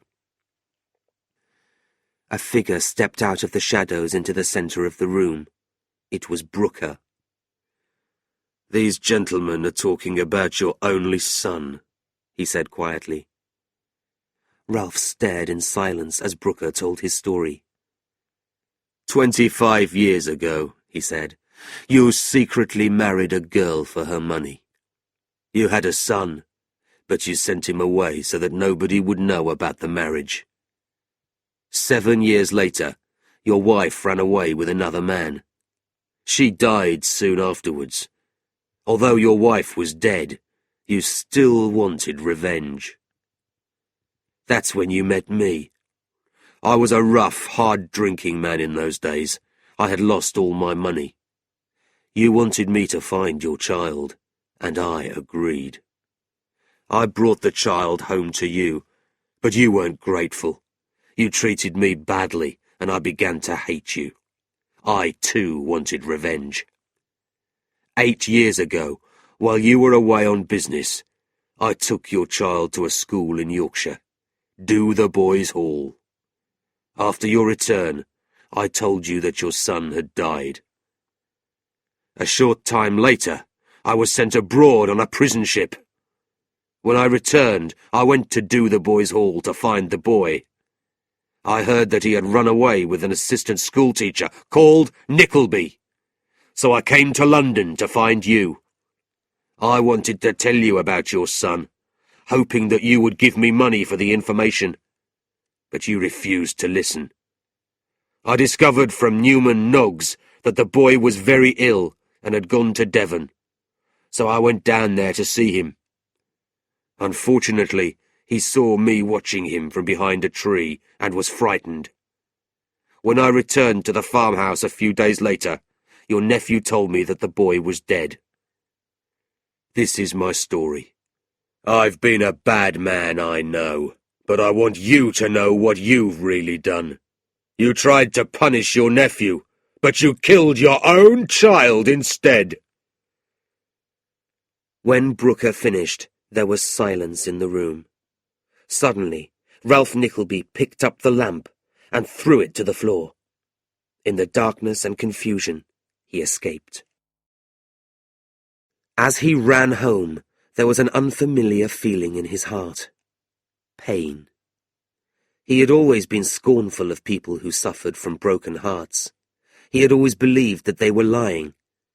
Now he knew what such pain felt like, and it frightened him. When he reached home, he sat alone in his room with his head in his hands. He had been blinded by his hate for Nicholas, and had murdered his own child. He could not believe it. He had tried to destroy the only person in the world who had shown his son love. What good was all his money now? He had murdered his own child. Interrupted by a loud knocking at the door, he opened the window and called down into the street. "Who is it?" "The twins want to know what to do with Brooker," an unknown voice called up from the darkness. "Tell them to bring him here tomorrow," Ralph replied. "Bring my nephew with them." "At what time?" "In the afternoon. It doesn't matter what time." Ralph closed the window and returned to his chair. A church bell struck 1 o'clock. Rain began to fall. The glass in the window shook in the wind. "My nephew was right," Ralph said quietly to himself. "It's the end." Chapter 14. Happiness at Last. Nicholas's happiness was complete. He was with all the people that he loved. All his enemies had been defeated. The same evening, Nicholas returned home from Devon, and there was much crying and sadness over poor Smike's death. Then Kate told him everything about his uncle. The next day, The Cheeryble brothers, Brooker and Nicholas, arrived at Ralph Nickleby's house. Although they knocked loudly on the door, there was no answer. Soon, a large group of neighbours were standing outside the house. One man climbed through a window at the back and let everybody in. They searched every room, but there was no sign of Ralph. Finally, they reached a room at the top of the house. "It's very odd," one of the neighbours whispered. "He's hiding in the dark behind the door. Look!" Everyone pressed forwards to see. Then one of them pushed the others to one side and ran in with a loud cry. He took a knife from his pocket and cut down the body. Ralph had hanged himself. After a few weeks, the shock of these events slowly passed into memory. Madeline got better and moved in with the Cheeryble brothers, who treated her like a daughter. Kate was sad to see her friend leave, but Nicholas was relieved. He did not want anyone to know that he was in love with Madeline. One day, the Cheerybles invited Nicholas, Kate, Mrs. Nickleby, and Miss Nickleby to dinner. When they arrived, Brother Charles took Kate by the arm. "Have you seen Madeline, my dear?" he said, "since she left your house?" "No, sir," Kate replied. "Not once. I've only received one letter from her. I expect that she'll soon forget all about me." "Well, if you go into that room," Charles said, "there's a letter from her for you on the table." When Kate had gone, Charles asked Nicholas to follow him into his private room. Nicholas was surprised to see Frank Cheeryble. "I thought you'd gone abroad again," Nicholas said. Charles watched with a big smile while the two young men shook hands. "I'm glad," he said. "I want you two to be good friends." He then showed Nicholas a copy of Madeline's grandfather's will. Nicholas read until he reached the line, "Madeline Bray will receive a house valued at £12,000 when she gets married." He did not know what to say. Charles turned to Frank. "My brother and I love Madeline very much. You saved this will from the fire, and we would be very happy if you married this girl. What do you say?" "No, I can't," Frank said. "She's in love with a man who deserves her more than me. I love another woman." "Mr. Nickleby's sister?" Charles asked with amusement. While Frank was trying to think of a reply, Charles took Nicholas's hand with a warm smile. "I know that Madeline loves you, Mr. Nickleby, and my brother and I are very happy.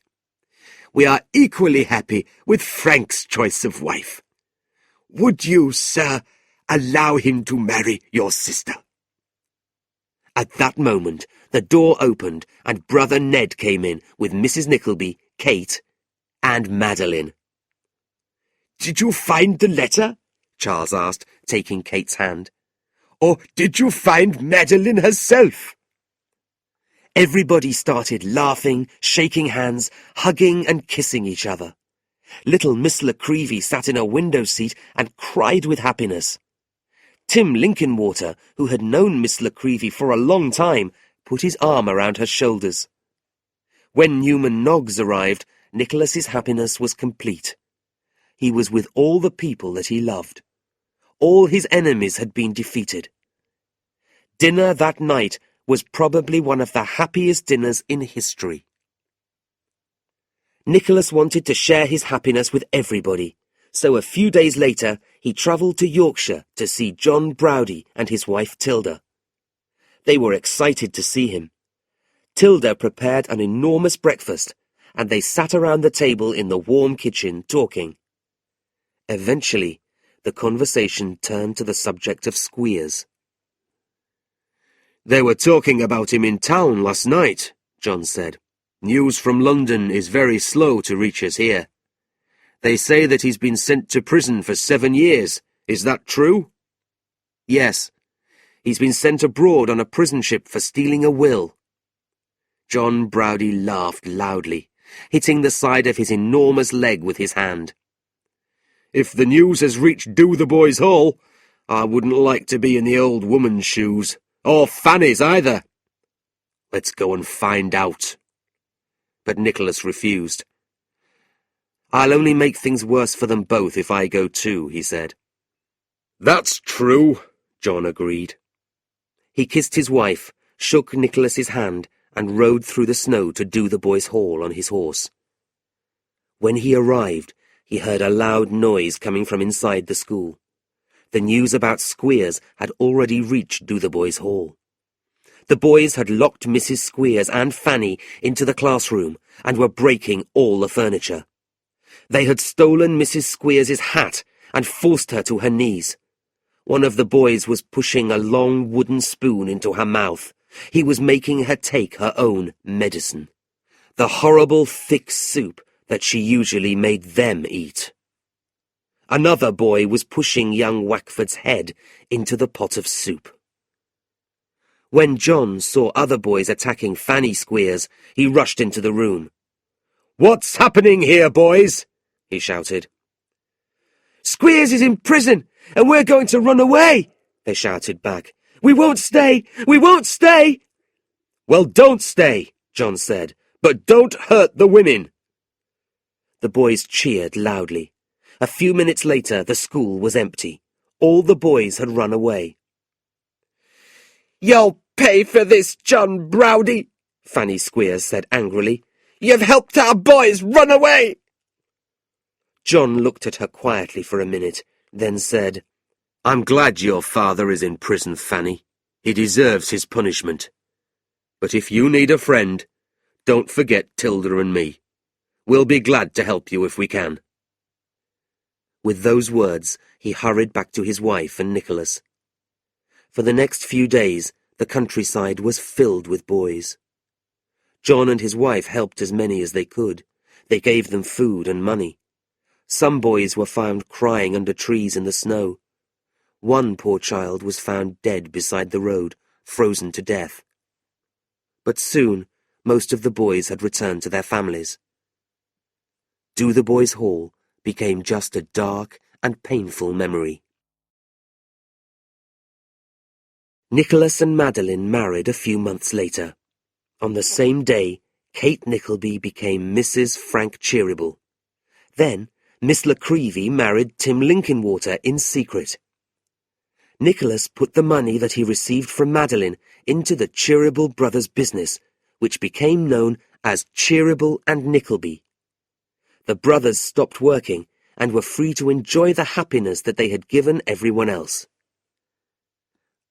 Ralph Nickleby had not left a will, but nobody wanted to touch his money, so eventually the government took it all. His money, the most important thing in his life, had made no one happy. As soon as he became rich, Nicholas bought his father's old house in Devon. As the years passed, he and Madeline had several children. Kate and Frank Cheeryble also had children. They moved into a house not far away, and the two families spent many happy times together. Mrs. Nickleby sometimes lived with her son, sometimes with her daughter. A quiet, grey-haired gentleman lived in a little cottage near Nicholas's house. His main pleasure in life was playing with the children. The children all loved dear old Newman Noggs. Every spring and summer, by the rose tree in Nicholas's garden, the children always made sure that there were fresh flowers on Smike's grave.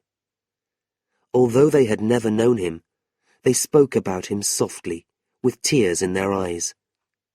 They knew that he had once been their father's only friend. To them, he would always be their much-loved cousin, Smike.